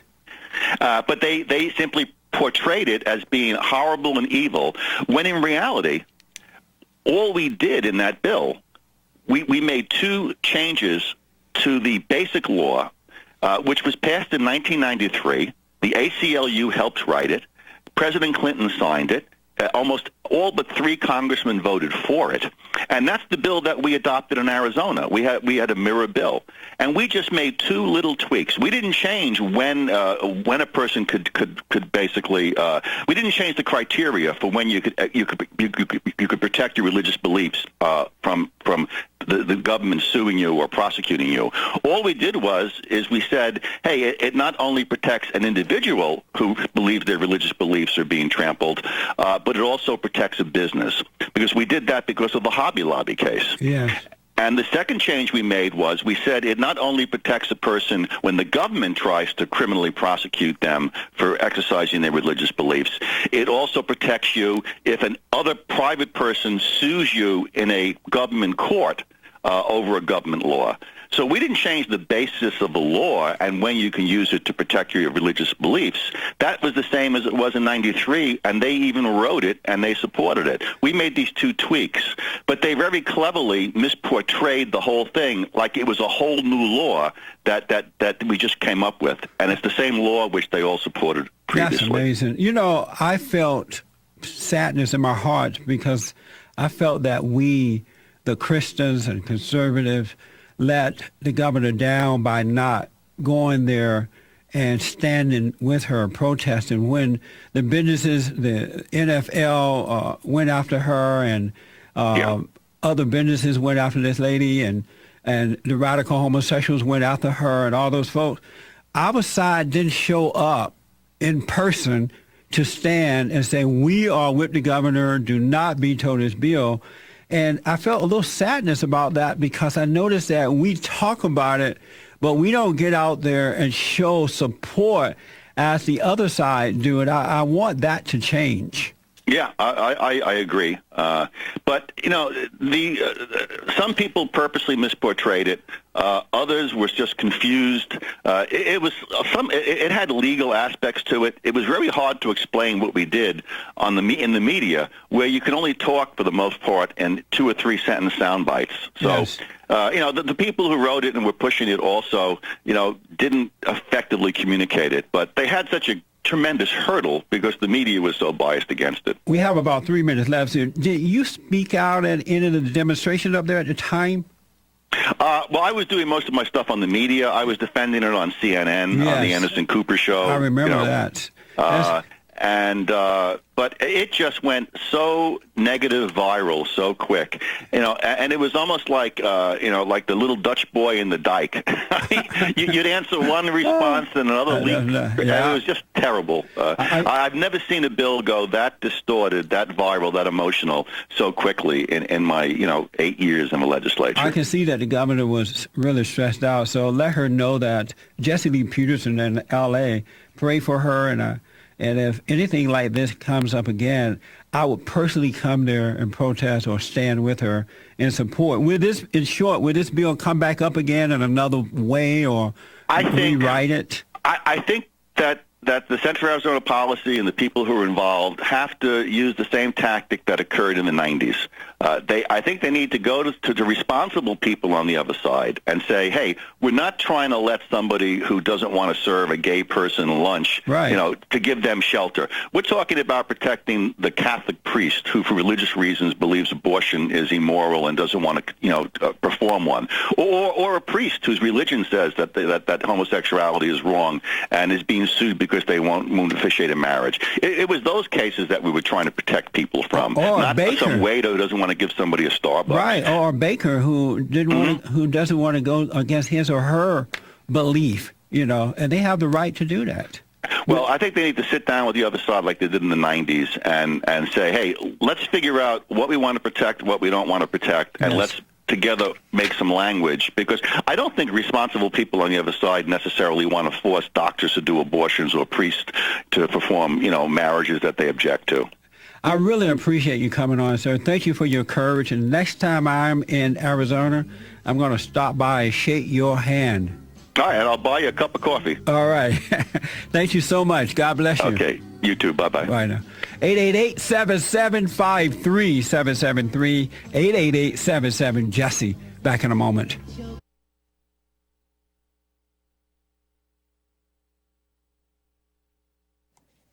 That was a throwback of the Jesse Lee Peterson show, talking with Arizona Representative John Kavanagh, who I believe is still serving to this day. Seemingly pretty solid guy, right? It's kind of refreshing to hear these guys who are not caving to the fake racism cries. Old school, too. Based boomers. Shout out to the boomers. Am I right? We will have The Fallen State coming out at noon Pacific time today. TheFallenState.tv with John Zerka. And that is 2 Central Time at 3 Eastern. Every Friday, generally, 12 noon Pacific Time, which is 2 Eastern, 2 Central, 3 Eastern, whatever. So let's check out that John Zerka, whom I disavow for the sake of the channel. Here it is. Next time on The Fallen State. Jesus is king, and that's it. You don't fall in love with your wife. Right, you love God. Because when you're not turned to your father, the woman is your God. Women suck at everything. They need to get out of the workforce and just start getting pregnant like the good old days. Are you helping men to turn back to God? These pastors and priests and stuff, you're a little too radical. I'm doing your job for you, so shut the up, get the out of the way. Do you believe racism exists? I'm the only here. When you're on cocaine, this hits a lot harder. You are the best pastor I've ever met. Don't say suck, kids. Don't say shut up, kids. Don't do cocaine, kids. Or talk about it anyway. I think he was joking. He was joking, right? Anyway, that's John Zerka, Jon Zerka, Zherka. And he likes Hake, too, by the way. He caught my Modern Day Debate appearances. Check out the Modern Day Debate YouTube channel. They've had JLP on. They've had Hake on many times. Maybe someday they'll have Nick, the American anchor baby, on the sugar question, the sugar debate, or the bread debate. Carbs. It is. Anyway. We will have the American Anchor Baby at 4 p.m. Pacific time. That's 6 Central, 7 Eastern. So check him out on his channel, American Anchor Baby. That's Nick, the recent producer of the Jesse Lee Peterson Show. Hake is coming up after JLP. And, of course, Church on Sunday. The Fellowship on Sunday, rebuildingtheman.com/church, the Bond YouTube channel. Make sure you subscribe. Is going to be run by not JLP, but Doug. Doug will be filling in. You hear Doug's voice sometimes at church fellowship, and he says some pretty decent things. And so let's have fellowship with Doug on Sunday. Nice. I encourage it. JLP does have the silent prayer that he recommends everybody do. Watch and pray and stay with it. silentprayer.video, rebuildingtheman.com/prayer. Jesse Lee will be back next week. I think. I mean, I guess. I'm one of those wait and see type of guys, I guess. So you can call in to JLP next week, and he will be back. He ought to be back at church, not this coming Sunday, but next Sunday. You can schedule private counseling with Jesse Lee on phone or Skype or in person. If you're in the California area or coming by, you can call the Bond office there, rebuildingtheman.com/counseling, or 1-800-411-BOND, 1-800-411-2663. You know, there was a super chat, Hassan, that I am remiss in not reading. Super chats from, I guess this would be Monday? Something like that. This is from Lin Yen Chin. We were talking about, I think it was Monday. Because last Sunday, Joel Friday hosted the service, and there was a super chat during church on the Bond channel directed towards Joel Friday, who guest hosted church, asking where or when does the spirit end and the flesh begin, or when does the flesh end and the spirit begin? And so I believe it was Monday that we all talked about that with Nick, the anchor baby, and Hassan. Well, Lin Yen Chin, and I made the point that the messed up spirit messes up the body. If you're angry, your body goes through all kinds of mess. You see these people with these twisted faces and twisted smiles and crooked faces and contorted and all messed up, cancer, all that stuff. In many cases, or maybe all, I don't know, it comes from a messed up spirit. The messed up spirit messes up the body.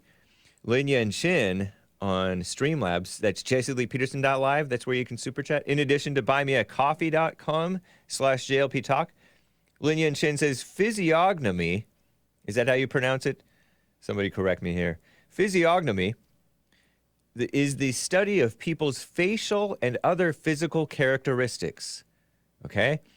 This study is based on the belief that the nature and actions of a person can be inferred from their physical characteristics. Now it's a pseudoscience because mama said so. You know, I think a lot of people use the term physiognomy when they're trying to figure out if somebody's Jewish or something like that. A lot of the Jew critics or Jew blamers will bring up physiognomy. Different people have different messed up faces in different ways. You can't exactly tell a book by its cover, but you can pick up on how they've been living, if they're fat or if they're skinny, if they have a beta back, if they're not, I don't know, all kinds of things. So it's fair. There's some truth to it. Thank you, Lin Yen Chin. He also said every persona that plays out in a set of habits that wears out the body in predictable angles and rates as patterns of living consume the body's vitality. Yeah, the way that you live, it depletes the body or it gives it new life if you're living right. To an extent, right? We all progressively personalize our bodies from birth to death. Mama lies, it's not pseudoscience. So I was remiss in not mentioning that physiognomy thing. I passed over it. I'm like, wait, I don't think I read this. Nice. Let me just double check for super chats over on Rumble, on D Live. I think we're all clear on Odyssey, and we're all clear. Okay. 37:47. Okay. We're at 37 minutes after.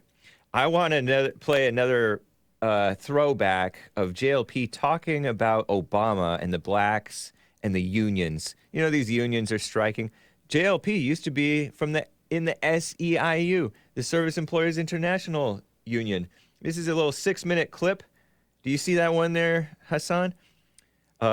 Here's a throwback of JLP talking about Obama. Enjoy. I think that this year, these next 3 years, as a matter of fact, are going to be very, very interesting. Barack Obama is indicating that he's going out of control even more so. Obama said, I got a pen and I got a phone. Who need Congress? I got a pen and I got a phone. Who need Congress? He says that he has executive orders. He can just write them in. He's just sign them. He's going to talk to the folks. He's going to use executive orders. who need Congress.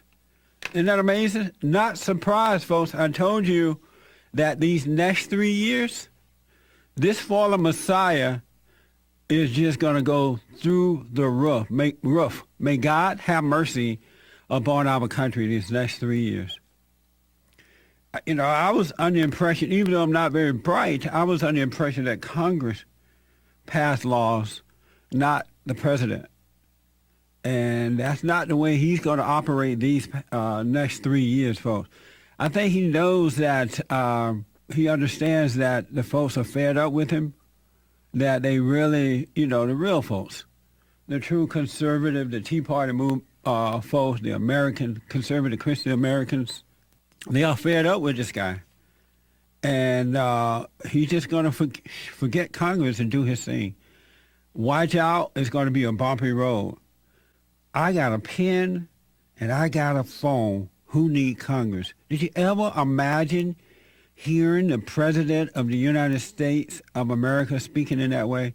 It's such a black attitude, though. That's what, when I heard it, I'm sorry, I am black. I grew up black. I was raised in the black community. I know how they think and act. And this doesn't surprise me. This does not surprise me. You know what I mean? And so this kind of attitude, you know, like, forget about white folks. That's what he's saying when he says forget about Congress. Forget about white folks. White folks are not going to tell me what to do. I'm going to do it my way. It's time for things to change. Come hell or high water. And that's what the fallen Messiah is doing, and that's the attitude that he has about it. And if you're missing that, I'm sorry, but that is the attitude of what's going on here. You got to kind of read behind the lines. So you get ready, folks. Also, Robert Gates, Secretary of Defense under Barack Obama. I mean, he was on Sean last night, Sean Hannity TV show, and just all over Fox, and about his brand new book concerning Barack Obama. And he's telling it all about how bad things were. Robert Gates said that when he would go to a meeting with these people, that they would be bagging on the Republicans, President Bush and others, as though he was not, and other Republicans were not even in the room. And when I heard him say that, it reminded me when I used to work for the union at one point. I was a union steward at a hospital, and I eventually got hired by the union to become an organizer in places where the union were not located. And at the time, I was working for the Hospital Service Employees International Union. And if there were workers in the room who were not in favor of the union necessarily, or didn't think like we thought, or were not Democrats, they didn't care about those people. They would just say whatever they wanted to say, never thought or considered their feelings about it or anything. And so when Robert Gates said that he is in this room, whenever he was in the room, or many times he was in a room with just, you know, they're strategizing or having a meeting, and they were backing on President Bush and the Republicans, they just omitted him as though he was not a Republican. These people, the Democrats, I think what a lot of folks don't understand, and maybe you do, I know my audience do, most do, is that the Democrats are really mean, nasty, hateful people. The representatives are. Not all the regular folks are not necessarily, but the representatives are. They are mean and nasty, the liberal media. Look how they're going after Chris Christie. And in all honesty, right now, I don't see myself voting for Chris Christie at all. But the way that they're treating him in order to just knock him down as low as they can get him, in order to prop up Hillary Clinton, is just the way that these people operate. They operate like this. Isn't that amazing?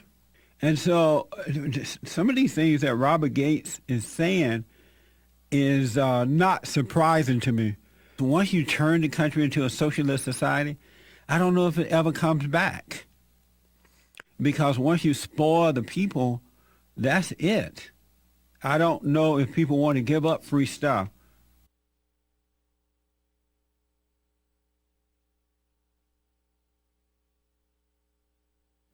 That was Jesse Lee Peterson talking about Obama back in 2014. We're gonna have to restart the video feed, guys. If you're hearing my voice, you are probably listening on the audio feed. The video feed shut down. Oh no, shut it down. Terrible. So Nick, the American Anchor Baby, is on the case. He will set up a new YouTube and Rumble stream, and we will get that back up and running for you guys. Got to set up new streams. But in the meantime, I want to read a couple of chats here. It's interesting how people think. There was a live chat from Uzbek Sid related to my call earlier this hour on the Jesse Lee Peterson show from Tyler in California. Tyler came in accusing Hake of being a coward and not doing a good job with Jesse's show and being scared and disavowing and stuff like that. And he didn't want to bring up any of the topics that I'm supposedly scared to talk about. But I'm sure that there's something missing with my presentation compared to JLP's. Of course, right? Maybe I'm not entirely even myself. So, of course, Uzbek Sid, though, said that was entertaining watching Hake get called out. Ha ha. Too bad they put me on extended holds when I call. Probably too scared to hear the truth. They're chasing that money, sadly. And that's ridiculous. What a ridiculous... Talk about living in your head. Talk about living in your imagination. And that's why it's hard to communicate with people and get to the truth. I guess that's why you really just have to watch yourself and how you're responding, how you react when people call in, and how when you have a confrontation, and how you're reacting when you see somebody and you fall to the temptation to judge them. Because otherwise, you're just going to make up stuff about other people. Chasing money, afraid to hear the truth. What truth? Uzbek Sid. Unfortunately, Uzbek Sid is not probably listening on the audio feed. He was in the YouTube chat, which we have to get going again. But I found that an interesting comment, and I hear that a lot. On a throwback archive clip, JLP talked about how much he loves Israel and how Israel is surrounded by their enemies. It's a 2014 archive service, Sunday service, that we premiere on the Bond YouTube channel. JLP was talking about the last days. Hey, nice. Got some super chats. And somebody said, oh, he had to say that about Israel to get his platform or something like that. And that's absolutely not the truth. JLP grew up loving Israel because he was raised Christian, and Christians love Israel. So I just wanted to bring up that point because people make up stuff from their imaginations about, oh, he got the call. And I get it. It's funny. It's a meme. There is this fear about talking about certain topics since it gets censored a lot. So, but it's not always the explanation that pops into your head. What pops into your head about things is not always the truth. It's your imagination. It's Satan talking to you. And that causes a lot of division among Christians when people are angry and judging one another like that, blindly. Manuel is in Fresno, California, and he wants to talk about this in the last few minutes of the second hour here as we get our video feed going again. Manuel, is it Manuel or is it Manuel in Fresno, California? Either or. Most people call me Manuel. Okay, Manuel. Thanks for calling, man. Appreciate it. Thank you. I wanted to answer an old biblical question that Jesse had, calling yourself a phony. Okay. Do you remember that one? Yes. Is it wrong to admit to yourself that you are a phony. That wasn't that old, but yeah. Well, yeah, not that. Yeah. With that one, I feel like you have to call yourself a phony at some point, because if not, you're just going to constantly be living a lie. Because what I've gone through like some weird things in life, and I was really depressed at some point. And I've never read the Bible. I've never been into that. My ex-wife was, and I'd always just like go to the church. I was just doing the motions of it. And so anyways, down the ways, I was real depressed because like I got into a situation where I wasn't able to like be the same person that I used to be. And I wasn't getting women as easily and blah, blah, blah. So I was sitting here like being a little beta about it, crying, and then I realized, like, damn, I'm a phony. Like, everything that I'm crying about is something I've done to somebody else. Like, you know, how they say the way you treat others is the way you treat yourself. And that's, like, the day it clicked, like, the day I called myself a phony, and it just all changed ever since then in my life. Interesting, man. Yeah, I tend to agree with you. It's that it's essential. It's important to admit to yourself inwardly that that phoniness, that deception, that evil within.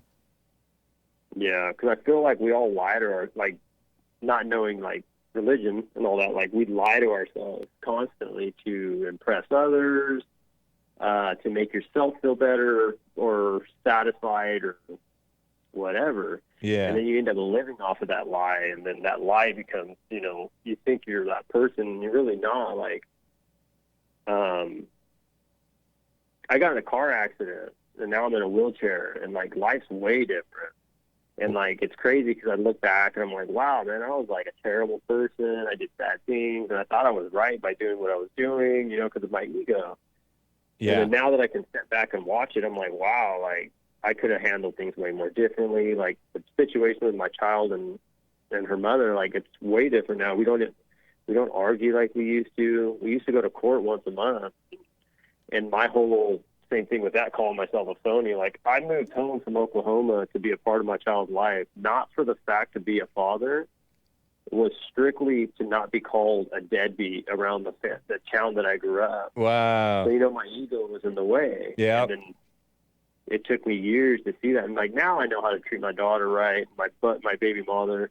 Like, the whole thing when Jesse says, just sign your rights away and go, like, that's, like, one of the craziest and hardest things to, like, realize. Like, he's got a point. Like, no matter what, I'm going to ruin my child.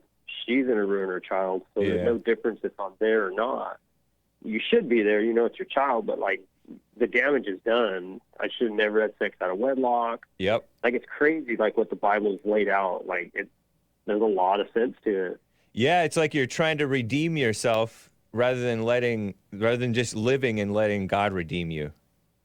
Right. Like, I thought I was doing everything right. You know, I moved home. I fought with her mother because in my eyes, I'm a better person than she is, in which I'm not. Right. I'm exactly the same. I created the same problem, but I would not admit it to myself, but I'm the phony here. You know, she might not ever admit it. I can't make other people admit that. That's on them. Right. But for me to realize and see that, like, it was just one of the craziest things. Like, I used to yell at my child, treat her with no patience, and then now it's like nothing but patience, because now I know, like, I'm on damage control. I've already caused damage. Right. And I just got to do the best I can to get through this point. Nice, man. What a great report. And that's why JLP asks these biblical questions, so that you can really take a look at yourself in which you don't know most of the time.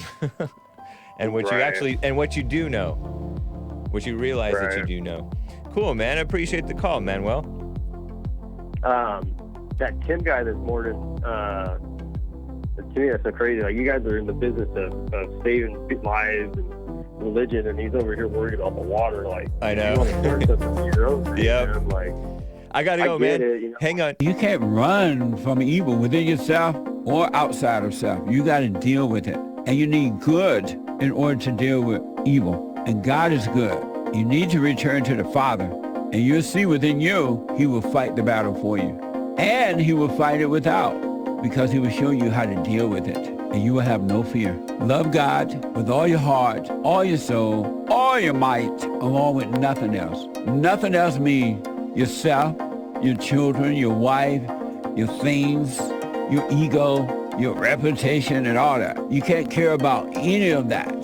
The children of anger will use it to control you. But if you love God, he will renew your mind, and none of those things will be before him.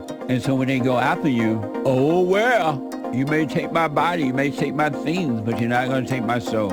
And that's a true reality.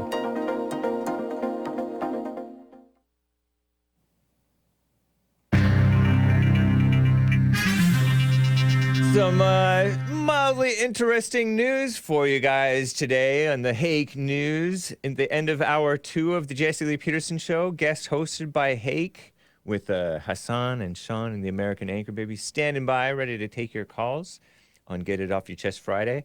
Stay tuned for hour 3. JLP's guest hosts will be right back. But it is time for Hake News. Coming Nonsense Network, CNN reports a mother of one of the 19 victims killed in the Uvalde school shooting is running to be mayor of the Texas city of Uvalde. Kimberly Mata-Rubio announced her run for office on Thursday in memory of her daughter, Lexi, 10-year-old student who was killed in the mass murder at Robb Elementary School back in May 2022. Quote, "This is only the beginning," unquote. That's what Mata-Rubio hosts.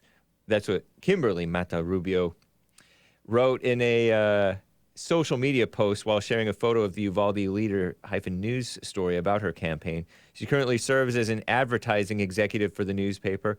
Mata-Rubio is looking to succeed Mayor Dawn McLaughlin, who is stepping down after nearly 10 years. Quote, "I grieve for the woman you would have become and all the difference you would have made in this world," unquote. That's what this Kimberly woman who's trying to run for mayor wrote of her daughter. "I will honor your life with action," she said. Probably misguided, wrong action is my guess, if I had to guess, which I don't have to, but I'm guessing anyway. Taylor Swift fans caused record-breaking seismic activity at concerts. Dancing fans at Taylor Swift's concerts in Seattle caused seismic activity, according to Common Nonsense Network, equivalent to a 2.3, which is tiny, magnitude earthquake. Terrible. Because she's worse than ever. Anyway, blood pressure is best lowered by these 2 exercises, wall squats and planks. May be the best for lowering blood pressure, according to a new study. Wall squats, that's when you act like you're sitting, I guess. I guess that's what that means. Wall sitting. And planks. Engage muscles without movement. A study suggests that exercises that engage muscles without movement are the best for lowering blood pressure. And rest in peace to Randy Meisner. Is that how you say his name? A founding member of the legendary rock band The Eagles has died at the tender age of 77. Gone too soon. But who am I to say that, right? According to the band's website, The Eagles. They were a classic rock band, right? Something like that. I don't know. I only listen to Christian music and Chinese pop. The bassist and vocalist contributed to some of the band's most iconic songs, including Try and Love Again and Take It to the Limit. Maybe I would recognize them if I heard them, but don't ring a bell. Refugee Resettlement, 90,000 Afghans, not the blankets or whatever those things are called, Afghanis, have been resettled in the U.S. after the country fell to the Taliban in 2021 under Sleepy Joe, according to the State Department figures. Hundreds who were promised a home in the United States say they have waited for so long for the government to process their applications that they are now being sent back to the enemy they fled.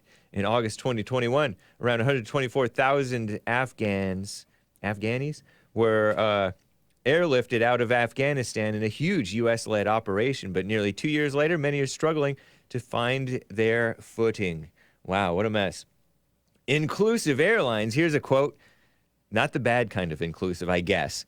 We're making the flying experience more inclusive and accessible, and that's good for everyone, said Linda Jojo, a United Airlines executive, female executive, I assume. Safe assumption, I think.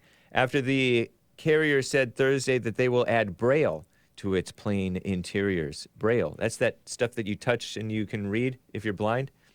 The language uses raised dots, invented in 1824 by blind Frenchman Louis Braille, or Louis Braille. I think the S is silent. And it comes amid Disability Pride Month.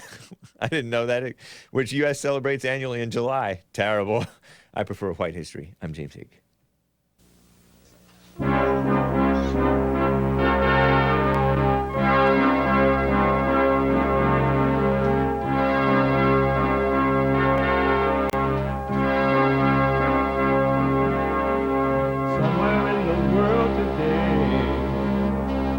Got to stand up strong, ain't the truth about themselves, to understand what went wrong. I know we can find a way, I know we can find a way, I know we can find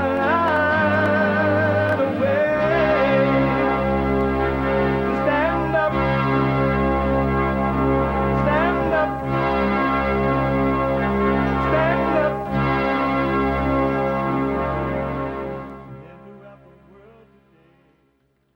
Uniting the races with truth instead of dividing them with lies. We are also rebuilding the family by rebuilding the man. I am James Hake. We are filling in for the Jesse Lee Peterson show. When I say we, I don't mean just me. I'm not multiple personalities necessarily.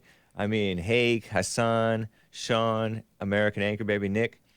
We're filling in to make the JLP show happen. But we have some archive throwbacks to play for you guys as well that I hope you enjoy.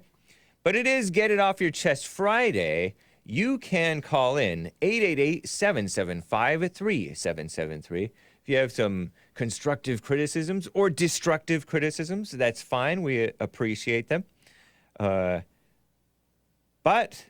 it is Express Yourself Friday. You, Tom, like a mug. You need to go and get yourself bleached because everything you say about black people and you're sitting up there looking like a tar baby. It might sound like a semantics argument, but he's a great alien. I wonder if he's been smoking pot.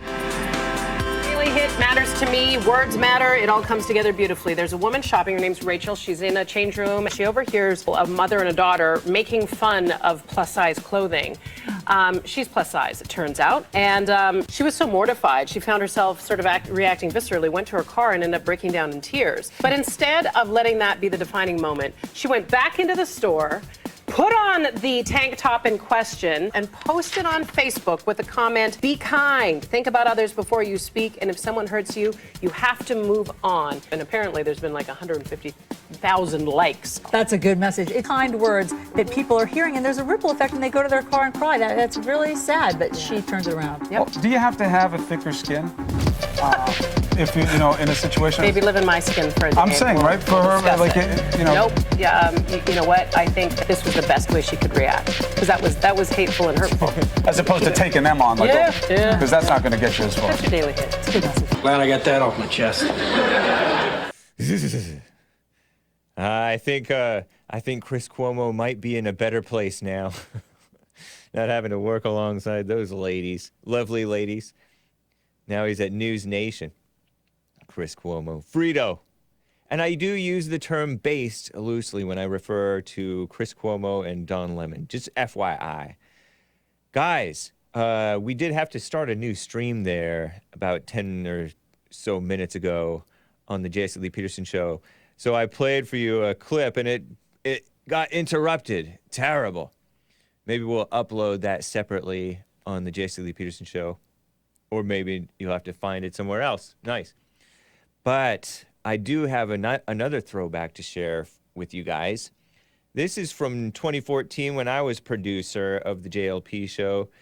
JLP interviewed a black Marxist-seeming gal named Tika Lark Fleming of the who's a journalist slash Marxist or socialist-seeming activist, but she was late in studio.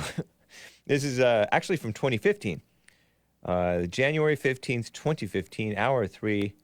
JLP about to interview Tika Lark. Enjoy. Uniting the races with truth instead of dividing them with lies. We're also rebuilding the family by rebuilding the man. Welcome to the third hour of the show already. Time gone. I mean, it just flies by. And that's fine.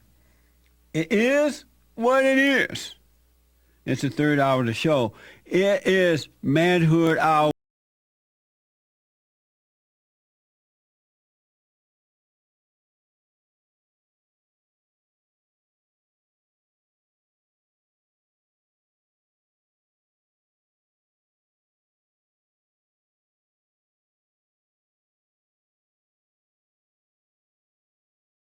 We have a scheduled guest that should have been here for this the top of this 8 o'clock hour, and she is black and late. She's running late. You can't run late for a radio show. The show must go on. Isn't that amazing? And the studio guest on her way, and she's late. Believe me, you got to get up early if you want to get out of bed. That's for sure. You got to get up early if you want to get out of bed and make it to a radio show. My black guests, for some reason, they're always late. Remember, I had to get on my cousin. He was coming in to debate Patrick Rooney on the Obama issue, socialized health care. And he was late. And just proud of it. And the guest that is coming up now that I was waited for is only scheduled for 30 minutes or so, 30 to 40 minutes. And Alan West is coming up after her, and she is late. Her name is Tika Lark Fleming. Tika Lark Fleming. And she says that the war on poverty has failed, and the reason for it is too little. There's not enough government. They want more and more and more. But she's not here to talk about it. Isn't that amazing? When on that last day that the folks are waiting for, and the train comes to pick up all the Christians, the blacks are going to miss the train. They're going to miss that opportunity to go to heaven because they will be late. And the white folks are going to get on first. Hispanics are going to be there second. And a few blacks are going to be in the back of the train. I don't think the Asians and others are going to show up, right? Because they don't protest anything. Asians and the rest of the kind of folks we have in our country. So she is late. If you see Tika running down the road, talk to her. My guest finally made it. My goodness. In the studio here is Tika Lark Fleming. Fleming. Yes. And she says that the war on poverty failed. You're late. Yes, I am. Wow. I noticed that all my black guests are late most of the time. Why is that? Okay. It's a lot of traffic in Los Angeles. I know, but you leave on time for a radio show. Oh, okay. Yeah. Yeah. You're late. That's disappointing. It's disappointing. Okay. All right. Isn't that terrible, though? We know in Los Angeles there's lots of traffic, so. I know, but radio shows and TV shows, they have to keep going. And the reason I'm talking to you about it because I noticed that, when we have Hispanics come in or whites or any other race, they're on time. Matter of fact, they're waiting in the lobby. Okay. But every time we invite black people to come, they're late. Well. Is that like a curse on black people or something? I don't think it's a I know curse. they call it CP time as well. Is it a curse or what is, or lack of respect or what is it? Tell me what, you're a smart lady, I can tell by looking at you. Well, you're a smart man. I can tell by looking at you. No, I'm black and slow. You're going to find that out in a minute. But what is that? Is it a curse on black people? I thought we were supposed to be talking about the war on poverty. No, we are, but you're late, and I don't understand it. Okay, well, I'm sorry that I'm late, and It's not a curse, though? I don't think so. All right. Why would it be a curse? Because it happens so often. And Well, the reason why I was late was because of my editor friend, Randall. Blame it on the traffic and blame it on Randall. Poor Randall. Yes. Well, I'm glad you made it anyway. Okay. Let me just tell the folks about you a little bit. Mm-hmm. Tika is a journalist, publisher of the Morningside Park Chronicle newspaper, and a blogger.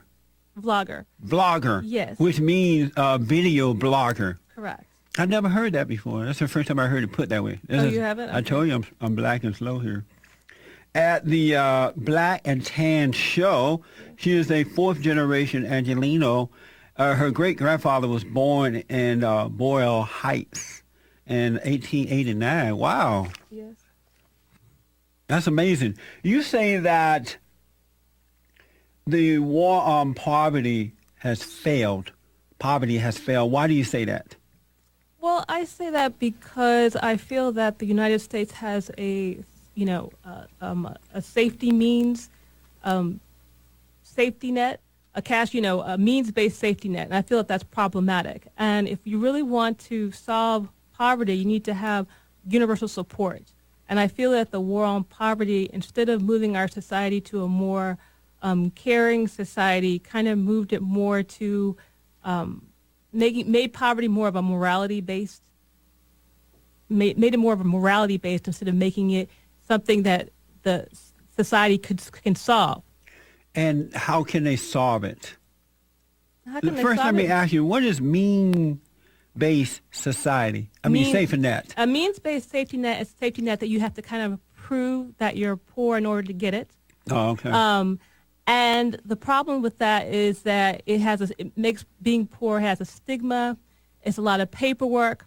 In lots of societies, like Scandinavian countries, Western Europe, they have universal support. So it's something that, in regards to social service, it's something everyone gets. It's not something that you have to get. You have to prove that you're poor in order to get it. Oh, I see. Yes. So you said that mean-based safety net is stigma, lack of broad political support, hard to assess, yes, high administrative costs, poverty trap. It's so hard to get it and keep it. Instead of encouraging folks to look for work, it encourages it. But if people are relying on the government, there needs to be some type of shame, some type of statement to it. Otherwise, they will stay there for life, from generation to generation to generation, if they're not embarrassed or made to earn it in some kind of a way. That's actually not true. If you have a society that cares about people and you give people a way out, there was actually a study in Canada, and they actually were giving out, they gave a little group of people in Canada, they gave them, it was in Dauphin, Canada, they gave them a little bit, a stipend so they could live and do things. And they found out that people were actually more productive and with less health issues. People, because they knew that their basics were being met, they were actually more productive. Actually, when you shame people, you actually make them tired, and you make your society a society where people are too tired to do anything. There's really no reason with the technology that we have now that people have to suffer. I mean, is the reason that we're making people suffer just because it's entertaining? We have a society where we don't have to, we're making a lot of money in this country and other countries. So there's really no reason for people to be suffering in this country unless, you're basing our society on the Bible or some other imaginary You don't think that thing. society should be based on the Bible? No. Why not? Are you a Christian? No. You're not a Christian? No. You don't believe in God? I didn't say I don't believe in God, but I don't believe in an organized religion, no. Do you believe in God? No. So you don't believe? Are you an atheist? I'm not an atheist. I'm not really sure what's happening. I'm not sure, there may be a God, there may not be a God. I'm not, It really is not. It's not society or the government's business to be based on which religion is correct. I'm not saying that people who are religious, I'm not saying it's incorrect. I'm not saying that it's wrong, or I'm not saying that you shouldn't believe. I just simply feel that the government shouldn't be based on that, especially if they're going to try to make people suffer owing to that. Because I don't think that's But you're fair. not trying to make people suffer when you try to make them earn their way. For example, in the black community, I've noticed over the last 50 to 60 years is that they have relied on the government. Not all, but a whole lot of them have relied on the government. So these single mothers have taught their children from generation to generation to generation, it's okay to just pop out a baby by anybody because the government is going to take care of you. Houses, rent, food, TV, everything. And the black community is now suffering not because of the lack of moral character. I mean, not due to the lack of racism, but the lack of moral character. It has caused them to become an immoral people. I do not agree with you. I understand your perspective. I don't agree with you owing to the fact that I feel that one of the challenges in not just the black community, but in the community in general in America is that women aren't paid an equal wage.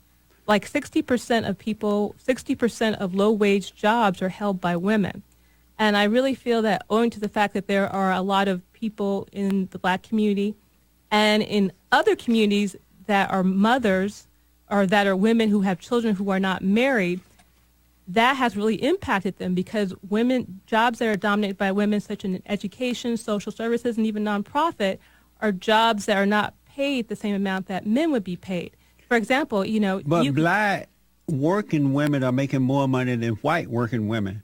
And a lot of them are making more money than the average black man. So what you're saying is not true. They are making the money. Let me ask, if black women didn't have children out of wedlock and did not rely on the government, wouldn't they be better off earning their way? Well, you just said that black women make more money than white women. Right, but there are those who are not, though. They are relying on the government. From generation to generation, they're not doing as well as those who are working and not having children out of wedlock. Well, I feel that if women were paid more in in pink collar jobs, then that wouldn't happen. Hold that thought. Let me take a break. We'll pick up on it. Okay. Okay, folks, welcome back. Tika Lark Fleming is with me. And very interesting article. Tell the folks how to get to your website. Which website? Your blog. Okay. My newspaper is mpchronicle.net. So mpchronicle.net. Or you could just look up the Morningside Park Chronicle newspaper, and I'll come up. I'm the only newspaper that comes up. So. Right on. Yeah. You think that the war on poverty has failed because the government is too small. It needs to be bigger. We need more government in our lives, right? Well, I feel that we don't need more government. We need the government to represent the people. And since it's our tax dollars, then the government should be working for us instead of working for corporations. Meaning that the government should give the people more handouts? Well, the government is us. So what the government should actually be giving us our money back.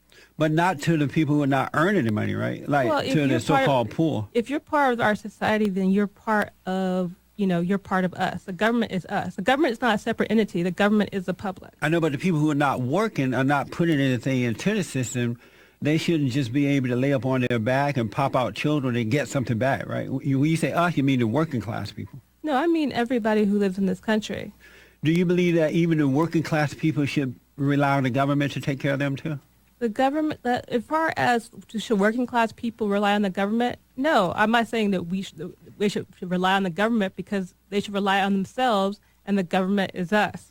Because you're talking about the government as if it's a separate entity, like as if it's giving something for us. It's not giving something to us. We pay taxes. We created it. We wrote it. So it's not like it's giving us something. But the people who are not working, is it fair to take from me and give to them? It's not about fair. It's about we live in a society. Why would I want to live in a society where there's some people who have nothing when I have enough to share? But they could have if they got up off their butts and did something. Well, there actually aren't that many jobs. I mean, there are actually That's because of Obama. There's actually only one job. How do you know that? Because Obama is a socialist. Is that and your source? He's doing everything to take away the job. Obamacare is the latest source. A lot of folks are losing their jobs, or full-time jobs becoming part-time jobs. Okay. Well, is that true? Pardon me? Is that true? Well, there are a lot of people who are losing their jobs, but they've been losing their jobs for a very long time. But how about the Obamacare situation? Is that true? Are you aware that people are losing their jobs because of this guy? No, I'm not aware of that. You didn't know that? No, I'm gonna need to know where you got that information from. Here's a soundbite of you. Mm-hmm. You're talking about America's puritanical roots. Yes. Are the basis for its problems and racism. Today we're going to talk about our means-based safety net in the U.S. The U.S. and its puritanical roots is the basis for many of its problems and racism. The idea that some people might get $1 more than they deserve according to Jesus Christ is enough to make some people cut off their noses to spite their face. I'm using that grotesque cliche because it so accurately explains the U.S. In countries where the population is more monolithic and less attached to the most heinous interpretation of the Bible in the developed world, their social services are universal. There's this idea that other people aren't evil leeches trying to squeeze an extra dollar out of their fellow humans for sheer entertainment value. There's belief that making sure we have a society where people aren't afraid all the time is a better society. A society where people aren't living on the street and unable to go to the dentist is a bare minimum that a civilized society can provide. I don't understand any of that. You don't understand any of that. What are you saying? I'm saying that we should have a society that's based on common sense, not on an imaginary book. And the Bible is an imaginary book? Well, you know what? If you're going to use it to oppress people, then it's not a good book. How's the Bible being used to oppress people? Well, if people think it's okay for people to be poor and to suffer and to be homeless because they don't have a job, then you're not using the Bible the way it was intended to be used. What did the Bible say about that? Said about what? People being poor and homeless and without a job. It didn't say to make them suffer. It didn't say to go. Have you noticed that sometimes we have to suffer and make you get up and do for yourself? I don't think we need to. We have a very rich country. And that's why we should give to the folks who don't want to do for themselves? How do we know they don't want to? Because they're not trying. They're smoking pot, getting high, how do you doing know drugs, this? and having children out of wedlock. How do you know who is doing this? I deal with these people all the time, anywhere you go. I've noticed, and I deal with a lot of folks, but black people especially, the average black person, they have TVs, and they have homes, they have apartments, they have everything. And those who are living outside in homeless shelters and places like that are there because of lack of character. They get high, they get drunk, they don't know how to deal with life. These are things these are your opinion. These are not. No, things these are true. I'm dealing with it every day. Those are personal anecdotes. In regards to what you think. And I'm not You're saying. not paying attention in it if you don't know that those things are happening. Well, what I think is this. I think that there are, there's one job for every 3 people looking. Owing to NAFTA and the various free trade agreements, our middle class is disappearing. We are not having, one thing about you in regards to something I do agree with is that we do need more business in the community. Yeah. We have. And the government discourages small business. You know what? I'm going to tell you something. I understand what you're saying. And one thing I think is a real issue is the fact that some people do, how can I say this? Some people do make money off of a lot of corporations owing to the war on poverty. The war on poverty privatized our safety net. And so it made it so that the government and private corporations could work together in order to, quote unquote, help the community. And actually what they did was they made poverty profitable. But don't you want to take more from the middle class and give to those who are unwilling to do for themselves? No, let me finish. They made poverty profitable. So therefore, you have a lot of, you have in the black community. Let me do this Latino because community. of time. I'm looking at the clock. We have about a minute or two left. Okay. Do you want, yes or no, do you want to take from the middle class and give to the so-called poor? I want to take from I want to, Yes or no on that? I'm not going to say yes or no. I Why want not? it to be distributed equally. I want everything to be distributed equally. And right now, a lot of things is going to the, a lot I is want to going to distribute. the, How do you the take rich. from me and give to a non-working person equally? That doesn't make sense. If I'm working for it and earn it, there is no equal. If 1% of the population owns most of the money, have most of the money in our society, that's a problem. It's not about middle class people. It's about the fact that the rich take so Let me much. ask you this because of time. You say that in your writing, you're waiting for the party of the people, the Democrats, to come up with solution to our economy beyond job training. We are all trained and ready to work, but there are no jobs. Or for those with jobs, just low pay. The Democratic Party is not the party of the people. The Republican Party is the party of the people. The Democratic Party is the party of the government. Maybe I think they're both the parties of corporate America, Democrats and Republicans. But you do understand that the Democratic Party is not the party of the people, right? I'm not saying that. I'm saying that both of the parties seem to be very in line with corporate America. Well, you're looking at the rhino Republicans. I'm talking about the conservative, God-fearing, good Republicans Well, I out think there. you're looking at it as far as a.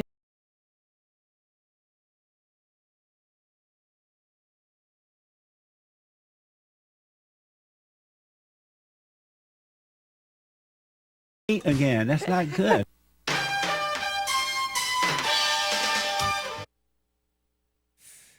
That was Jesse Lee Peterson throwback with Tika, T-E-K-A, Tika Lark Fleming of the Morningside Chronicle or something like that. Nice little throwback from when I was producer. Happy White History Month, everybody. We have the experts here, and let's do a couple of super chats as we get that ready. Super chat. I saw a couple of those super chats come in. You can super chat on the Jesse Lee Peterson Show by going to jesseleepeterson.live. That's Streamlabs. Some people have issues with Streamlabs. It doesn't work for them. So you can also go to buymeacoffee.com/JLP-talk. Buymeacoffee.com/JLP-talk. JLP is short for Jesse Lee Peterson. Hassan, how you doing, man? Yes, sir. Let's see what we have here. Supers. I'll let you read the D Live one. I'll read the Sions. How about no that? way. Yeah. All right, let's do it. From Nordic Prince with a Ninjagini. Does baked Alaska deserve to be banned when doing time? Terrible.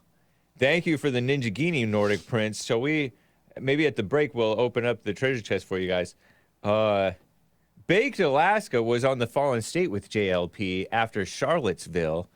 They amazed his face, and he had to wear sunglasses because his eyes were damaged with, maybe it was Crazy Mace.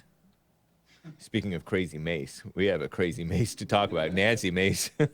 But yeah, he got everybody banned on D Live because he was streaming on D Live in the Capitol building on January 6th, and now he's being persecuted for various things, and he kind of invites trouble on himself. Let's be honest, but we appreciate him. No, I don't think he deserves to be banned, but given that they are doing bans. We live in reality, and I don't know what or why he was banned. I don't know. Did he got banned? And I know that I did hear that he was back in like Arizona jail or something crazy for some weird reason, 60 days or 30 days. So we wish him well. Chin up, King. What the? I say that to all the persecuted whites who are in prison for frivolous murder charges and different things like that. Anyway, Star Sion bought a coffee on buymeacoffee.com/JLP-talk. Tell Jesse Bear. Talking about this bear? I hope I don't break it. Probably shouldn't pick it up by the arm. Tell Jesse Bear, if you don't ask him, that I had the hot dog he suggested to have with peanut butter. Hey, nice. Nick tried it too, American Anchor Baby. I had it with 100% beef. Hot dog, no hormone, no biotic. and boiled it and dry cooked it. Then had sourdough organic bread with it. Hey, sourdough. You're making my mouth water, Sion. Sourdough. With a peanut butter, 100% peanut. Don't give that to some people. They're allergic. I had a friend growing up who was allergic to peanut butter. Seriously. It was so good. Yum. Try it. That's all you'll be eating. P.S. Read my last super. It's okay. Thank you. I read your last super. I thought. I read it. I read all your supers, Sion. Anyway, appreciate you, super chatters, Sion, and everybody. We are opening the treasure chest during the break here. We'll be right back with the experts on the Jesse Lee Peterson Show, filling in for JLP. Back in a moment.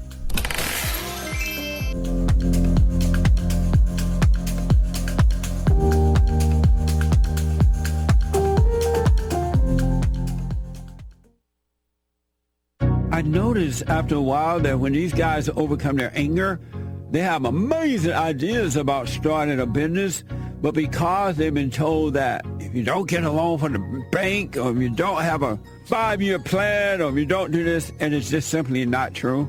It's the first step. With faith, then all things are possible. So, but the most important thing is to return to the Father. That yearning that you have, that emptiness, that void, is not for more stuff. It's not for more friends. It is a return to the Father, because there's no way you can return to God and be angry at your earthly father. So thank you all so much, right? People around the world donated to Bond at rebuildingtheman.com, or they call 800-411-2663, and we're still committed to pointing the right way for men and women to return to the Father.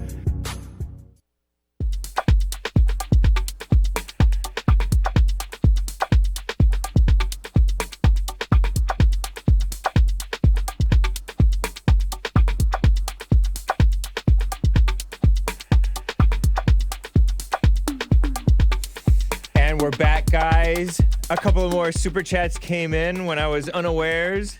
Nordic Prince with another couple of diamonds. White History Month? Reporting racism and beep.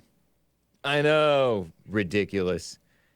But that's part of white history, the false smear on the whites. And Nordic Prince with another ninjagini says, F as in forget. That's beep.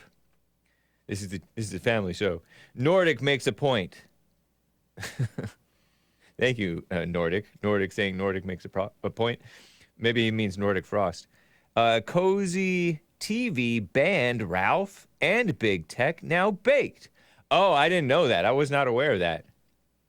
I don't keep up with all that drama and mess.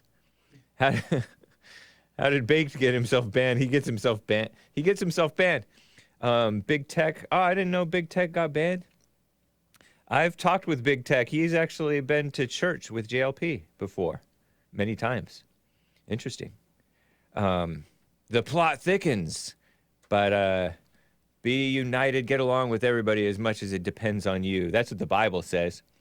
Be united, not divided in backbiting and gossiping. So, anyway, we have the experts here. We have Hassan, the board operator and rapper extraordinaire. We have American Anchor Baby, musician, Cuban, Colombian, Canadian. He calls himself American. And we have Sean, the new producer. He's Irish, but he calls himself white. Hello. Also German and stuff, right? Yeah, English, Irish, and Finnish, and a little German. Okay, yeah. I guessed it's all somewhat right. White-ish. Yeah. And, of course, Hake. I'm one of the experts. I do Hake News. Some of you guys don't really like the Hake News. I understand it. And I do the Hake Report. And after the Hake Report is Joel Friday TV on Tuesdays. He guest hosted church. And after that is American Anchor Baby. But he'll be live at 4 p.m. Pacific time today. The Fallen State with John Zerka at noon Pacific time today. 2 Central, 3 Eastern. I think we'll skip that thing. I don't know. My tender heart can't take the word suck or shut the up. But we appreciate John Zerka. As you say it and signal boost it. I know. So, what's up, guys? How are you all doing? Yeah. Hey, we're all fitting. That's funny. We're making it work with the angle here. Okay, cool. I kind of want to be on this side so I can present some stories if we get need two be. half faces from the two half whites, or whatever you guys are. Right on. It's White History Month. Yeah. we have to cut off the partial POCs. Anyway, let's. That's how it goes. What are we talking about today? Well, we got Nick? some stories, a little something, and you did tease one of them already. Yeah. And I thought, why Shall we not do that go one? right into it? Yeah, Nancy Mace. Nancy Mace there's some mess with Nancy Mace here. Let's see if we can show the people. She's a Republican, a female Republican from one of those southern states. She's a female congressman, right? And I've hated her for a long time, for like a year, ever since I've known her, about her. Mildly attractive, but she talked about having been raped as a kid or something like that, as like a 15-year-old or 16-year-old, allegedly. I'm like, why are you? And I think it was because she was during a speech on the state house floor, wherever she's from. Now she's a U.S. congressman. And she's, I was raped, so we need to be able to abort the babies in the case of rape. Something like that. So I didn't like her. But sounds like a feminist. More recently, yeah, but a Republican. More recently, she stood with Trump because this is just ridiculous how they're going after Trump. It's like way over the top trying to bash Trump and persecute him. So then I'm like, okay, I like you now, Nancy Mace. Based Nancy Mace, the queen, almost as queenly as Marjorie Taylor Greene. The based Republican ladies. I think we're getting a lot of a big taste of the based Republican ladies lately. Yeah. Well, and now, go ahead. Present shall this. I? Yeah. Give me. Oh wait, hold on, Hassan. Not just yet. Don't press the button just yet. Okay, press the button. Check it out. Nancy Mace was at a prayer breakfast. Okay, she's the Daily Mail headline reads: Nancy Mace blames her frisky fiance for almost being late to a prayer breakfast. You were telling me a little bit about this, Sean. I think. Ugh. TMI. She actually said TMI. She was like, Nice. he tried to, pull me close first thing in the morning, and I was like, no, babe, I can't do that now. I got to go to a prayer breakfast. And then she's like, oh, that's probably too much TMI, as she's talking to people, in front of the camera. Is she speaking at the prayer breakfast when she says this? It's either... Or is it a press, a press interview right before the... I'm pretty sure it's right before. She told or right after. Okay. Racy story Wednesday about prioritizing a prayer breakfast over a morning romp with her fiance, writes Daily Mail. 45-year-old South Carolina Congresswoman says she had woken up at 7 a.m.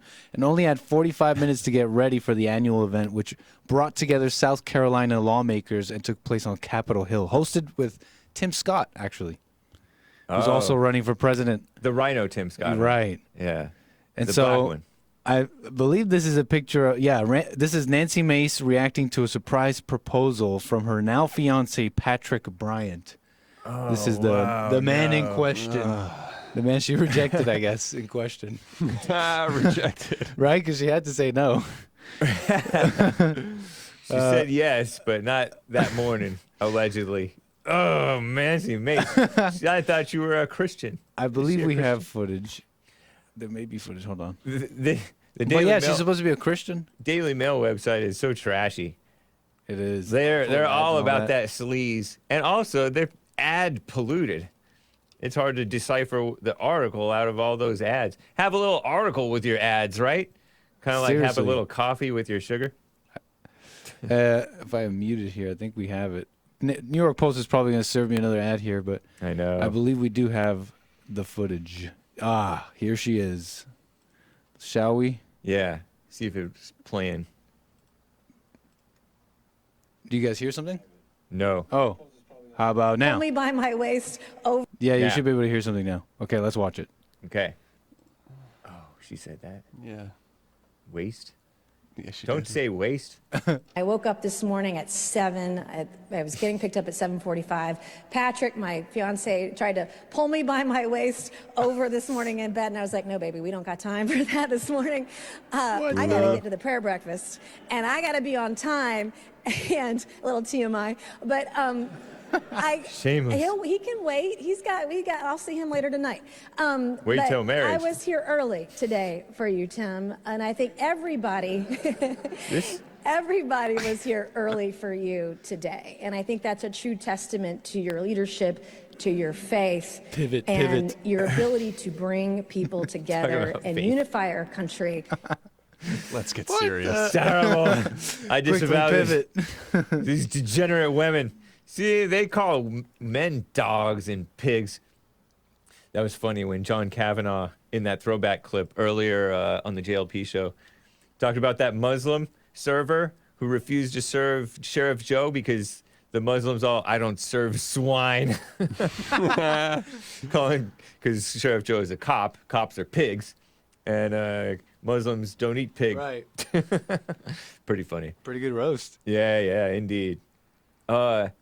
Wow, but these women, shameless society.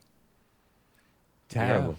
It's kind of easy for them to be say details that are embarrassing. Right. And she didn't mean any harm by it. She's just so worldly that she's 45 years old. She's a Gen Xer. She should know a little bit better. Although maybe it's how she was raised. 2? How many? You know that. Never mind. Patooey? 2? Oh, yeah. Chris Rock had this bit where he asked a woman how many boyfriends she had. Well, he didn't say that. Right. How many women that they had the S word with. And they won't say. They will say how many boyfriends they had. Mm-hmm. And one of them will say 2. 2? Yeah. 2? No, must have been how you was raised. If that's not that many nowadays. But anyway. He also did 2 kinds of people, right? Oh, yeah, the N-words and the blacks. Okay. Indeed. Nancy Mace, terrible.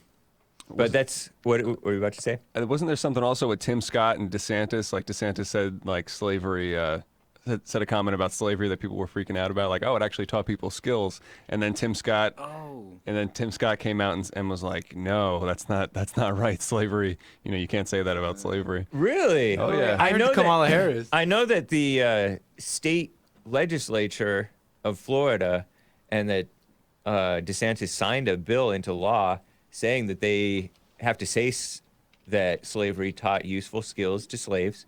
So there was some benefits to slavery. Right. And that blacks were both victims of violence, but also perpetrators of violence even back then. Yep. Yeah. And then Tim Scott says there's no silver lining to slavery. What a loser. You can't say that about slavery. I told you he was a black rhino. Right. He's not to be confused with the real Tim Scott, the based Tim Scott from our chat in YouTube or wherever. We're talking about the rhino senator Tim Scott. Yeah, he rebuked, here is from NBC News, rebuked DeSantis that because, they're teaching that some people benefited from slavery. Yeah. And he's quoted here, as a country founded upon freedom, the greatest deprivation of freedom was slavery. There is no silver lining in slavery. Scott, like DeSantis, a presidential candidate, said here in response. Wow. What slavery was really about was separating families, about mutilating humans, and even raping their wives. It was just devastating. So I would hope that every person in the country, especially someone running for president, would appreciate that. People have bad days. Sometimes they regret what they say, blah, blah, blah. That's what Tim Scott said? Correct. Wow. None of that's true. That's not what slavery was about. It wasn't about raping people's wives or mutilating their bodies or... What was the first thing that he said? And it was about separating families, mutilating humans. I heard that most families were kept together. Yeah, true, me too. Because they worked better together. I know that some of them were separated. And what are we talking about when we're talking about separating families? Like, little baby children, babies taken? And what do you mean by babies taken? I don't know if the babies were taken. Maybe as boys, as young men, they might have been taken away. But you don't need your extended family together or whatever. Or if you're grown enough to work and be independent on your own, you don't need your family. So I don't know what they mean by separating families. Husband and wife, did they separate husband and wife? Maybe on some instances, but it wasn't about that. It was about picking the cotton and building the White House maybe a little bit. It was about working. It wasn't about all those things. Like, was it extended family? Some of that stuff did happen, I suppose. Yeah. Baby. And what do they mean by babies? 12-year-olds? Lil Wayne? So, I don't know. Ridiculous. And of course, there's a whole lot of silver lining with slavery. Some of the slaves loved their masters. They fought alongside them. And there's a silver lining with slavery that they get to live here. Get out of here if you don't appreciate it. Anyway. Tim Scott. What a loser. What a mess. And DeSantis' numbers are going way down. Are they? I heard. Yeah, he's... why do you think that is? I think, the Trump train is just too strong. People outside of Florida have no... Oh, I also heard... Who was saying this? I forget who said this, but someone said that Senator Ron Johnson from Wisconsin, he should be Trump's VP. Oh. Because Wisconsin is a swing state, and if he comes from Wisconsin, people will vote him. People will, vote for him more. And then he was also, good on the vax and stuff. Ron Johnson. Ron Johnson was. Very outspoken. Okay. I'm not too familiar with this guy. I've seen him around. I don't remember whether I have a positive or negative impression of him. I generally have a negative impression toward all the politicians. Yeah. But like we showed with John Kavanagh, who's a state representative. Oh, okay. Out of Arizona. Some of them are pretty solid. There's that one guy from Kentucky. I'm blanking on his name. The Kentucky outspoken politician. I forget what his name was. Tuber? No. No. That guy's not based at all, really. No. Tuberville? Man, oh, well. It's not important. But he's all Southern, and he talks all funny and entertaining. Anyway. Massey's really good, too. But no, I was thinking about the older guy. Kennedy. I think it's John Kennedy. He's kind of... Oh, yeah, I love that guy. Yeah, right? You know who I'm talking about? Yeah. He's like, oh, country. Yeah, I love him. He's so sweet. And he's 71 years old, yeah. Let's pull him up. Oh, that would be awesome. He's funny. I really don't know how solid of a guy he is, but he puts on a good show on Fox News. Better even than that one guy. Better than that one guy who used to put on a show, Trey Gowdy. Terrible. John Kennedy. It's all these senators. Should we get a video of John Kennedy real quick? If you have it. Yeah. If you have it, Andy. In the meantime, there's a super chat that came in from Mike Young. Hey, James, Nick, Sean, and Hassan, which movie do you guys think that is better, Avatar or Titanic? Or do you guys think they are both overrated movies? Oh, this is a fair question. I didn't see Avatar. I didn't see Titanic. New or the old one. No way. I've never seen the Avatar movies. I saw that Avatar when it was reprised in the theaters because my buddy was so excited about it. I never saw Titanic. Hake, you seen Avatar? Yeah. Oh, okay. Back when it was re-released. What do you mean re-released? Because it was put out in theaters and then it went out, and then they put it back in theaters. What year was this? Like a year later or less. Yeah. Oh, nice. And it was in 3D, right? That was an option. Yeah, I watched it in 3D, I think. Nice. It was, It was cool, but it was overrated. Titanic, I'm sure, was overrated, but I didn't watch it, so maybe I'm just ignorant. You think Avatar was overrated? Yeah, because it was so wildly hyped. Don't you think it was overrated? Yeah, I think so. Really? It was cool. It was really cool. I enjoyed it, but yeah, it was spectacular. Yeah. But the story was basically like Fern Gully, right? You seen the movie Fern Gully? Basic, like... The rainforest. No. It's a little cartoon movie. Hey, you guys don't know Fern Gully. It's a little cartoon movie of this little fairy, and the like a literal fairy, not a kitty.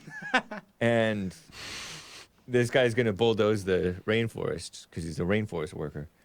And this guy falls down, and he's a worker for the bulldozer company, and he falls in love with Fern Gully, or Fern Gully is the place.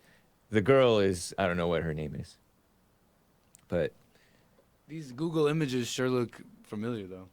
Fern Gully? Yeah. Okay. Yeah. She's like a bat girl. Right. He says, "You are one bodacious babe." And then she says, "He's my bodacious babe." Anyway, yeah, I think they were overrated, but I don't know if Avatar or Titanic was better. And nobody's seen all three. The answer's Avatar. Okay. How about you? Have you seen both of them? Well, I've seen Titanic and then the first Avatar. I didn't see the second one. I heard the second one was okay. The second one being the recent one? Yeah, I guess so. Okay. The first Avatar was like 2009, 10, something like that. Yeah. And I had a teacher in high school, and it was like a film class. Uh-huh. And when it was coming out, he saw the trailer, and in class he told us the entire plot of the movie just based off of the trailer. Oh my gosh. Like he guessed what the plot was. Right. It was spot on. It was like, he falls in love with the girl from the other species, then he has to choose between the two sides. He told us the entire plot. And that's pretty good. But I liked Titanic. Okay. Good movie.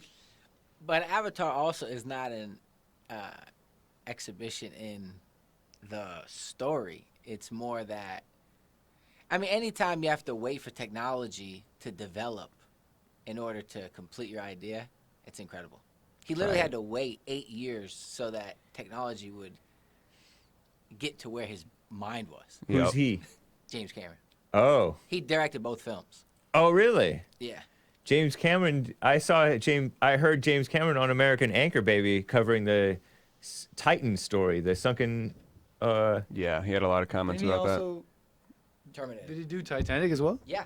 James Cameron did both of those, didn't he? Yeah. He did Titanic and Avatar. Because James Cameron went to see the Titanic. Yeah, he went down the Russian Mir 3, that submarine, the superior Russian sub to the ocean gate. The one that didn't go... Yep, exactly. Yep. The one that didn't implode. He's the only person to, like, Titanic was the most selling movie of all time. Uh-huh. And he beat his own movie with Avatar. Wow. And that's up. That's crazy. So you highly respect him?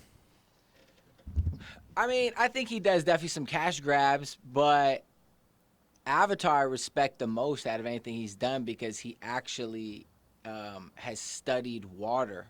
Like, while he was doing Avatar, while he was waiting for technology to catch up, he did a whole documentary about studying water. That's really what kind of led to Avatar and then Avatar 2. Does water find its level around the ball Earth? He'd be a good guess for that. Water is crazy, though. Yeah, it really is. It is. It's like our bodies are 75% water, our brains are 90% water, give or take. And so we rely on water like more than anything else, right? You can go 3 days without food, but you can, you got to drink water. But we need air more than water. Of course. And then water. Of course, but what are the chances that this thing that we... Air has water, huh? Or has water. O2, right? H2O. Right. Anyway. But what are the chances that this thing that we rely on most in the world is clear and odorless and tasteless? It's like this magical, like mystical substance. It can exist in 3 states. Yeah. It can erode things, but it can also adhere things and stick them together. True. It just seems crazy that this thing we rely on most is clear and tasteless and odorless. Yeah. Like, what are the chances of that? Maybe this is just my old like. Well, never mind. But my water has taste. Oh yeah. Some people Oh, say yeah? they'll try different brands and think, oh, that's gross. Yeah. Yeah. But that's because that water's been corrupted, adulterated by the world. Oh, okay. Right. God's clean, pure, perfect water. Like what Tyler from California was trying to tell us. Right. Yeah, Hake, what the heck? I didn't do my job. Get on it. Interesting, man. Yeah. Also, what are the chances that our bodies are symmetrical? Like, who decided, oh, we should create the outside of your body to be relatively symmetrical? Some I know of it's us are not not. perfect. Yeah. But, oh, we'll have two eyes over here and our, two arms, but inside it's not symmetrical. Right. Our heart's a little off. So why is the outside symmetrical, but the inside's not symmetrical? Good question. Dang. Mind-boggling. Well, thank you, James Cameron. Is he Jewish or Christian or Catholic or atheist or what? I don't know, but I remember growing up, I saw that movie as a kid, and I had like a distaste of the female character. In what? As a kid, in Titanic. Oh. I was like, something's not right about her. Yeah. And then she goes out with the guy, and she's doing weird things, and I'm like, see, I knew it. Oh, in real life? She's no good. In real life, she was No, doing no, weird in the movie. Oh, in the movie? As a kid. Well, didn't she lie and say she would never let go? And then she let go? Right. She's like an adulteress. She lied. Yep. And in Titanic 2, he comes back. There's a Titanic 2. Dang. He gets stuck in And hunts her. in an ice cube at the bottom of the ocean, and then they unfreeze him. Awesome. And she's like 80 years old. That's real? I'm pretty sure it's real, yeah. Guys, this has been the Jesse Lee Peterson Show. Oh, Hassan, go Last ahead. fun fact: Leonardo DiCaprio, every time he's killed in a movie, it's by women with names of flowers. Wow. That's why he never And won shout an out to the documentary James Cameron did about whales. The Hake Report is coming up next, guys. I hope you enjoyed the JLP show. He will not be back Monday. He will not be back Sunday. Hopefully Tuesday. See ya on the Hake Report. The Fallen State, American Anchor Baby. Church led by Doug. Bye. Do the silent prayer. You must know that so you get something went wrong, but Check. I had to get on the track one time. Joe Out Friday here. Check. Look, stand up. We got fighting to do. We gotta show 'em who boss. He put a Viking in you. He put that lightning in you. Igniting the truth. But you beg and blame and lie and hate and never wanna stand for the truth. So what you planning to do? You understand in the loop. You better go talk to your mama. Better stop at the drama. Better drop all the trauma. Boy, you better stand up and up. Put your hand up and hut. Cause if we don't, then we lose. And then we gotta hear the fake news. Whoa.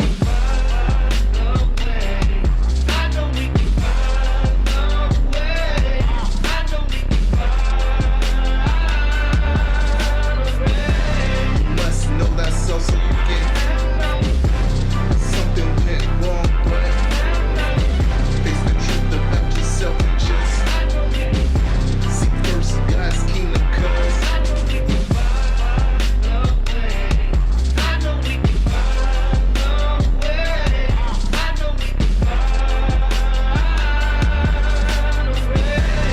must know that so you get something went wrong, but face the truth about yourself and just seek first God's kingdom, I know we can find a way. I know we can find a way.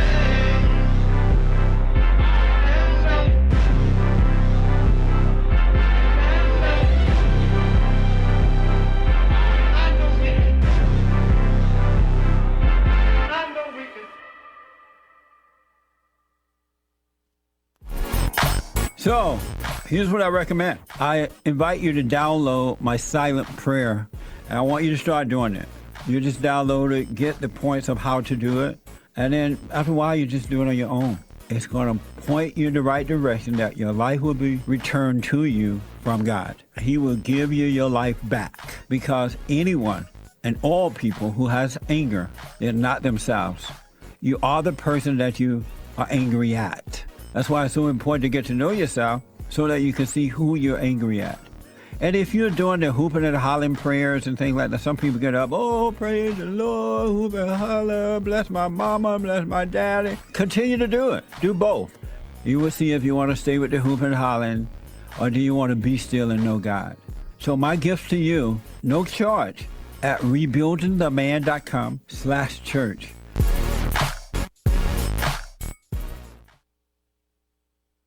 So I asked the question, are you better than a child molester? I've discovered over the 30 years of counseling, the one thing that's missing,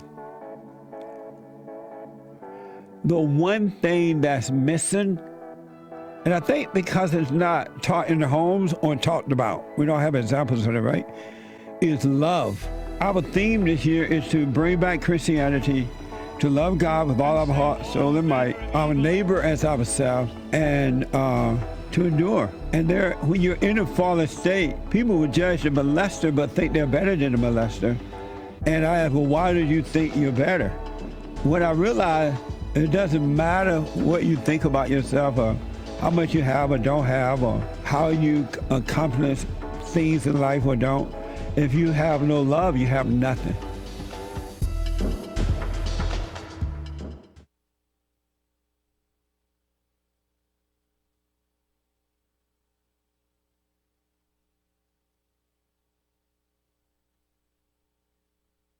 This has been the Jesse Lee Peterson Show, everybody. The Hake Report is coming up next. The Hake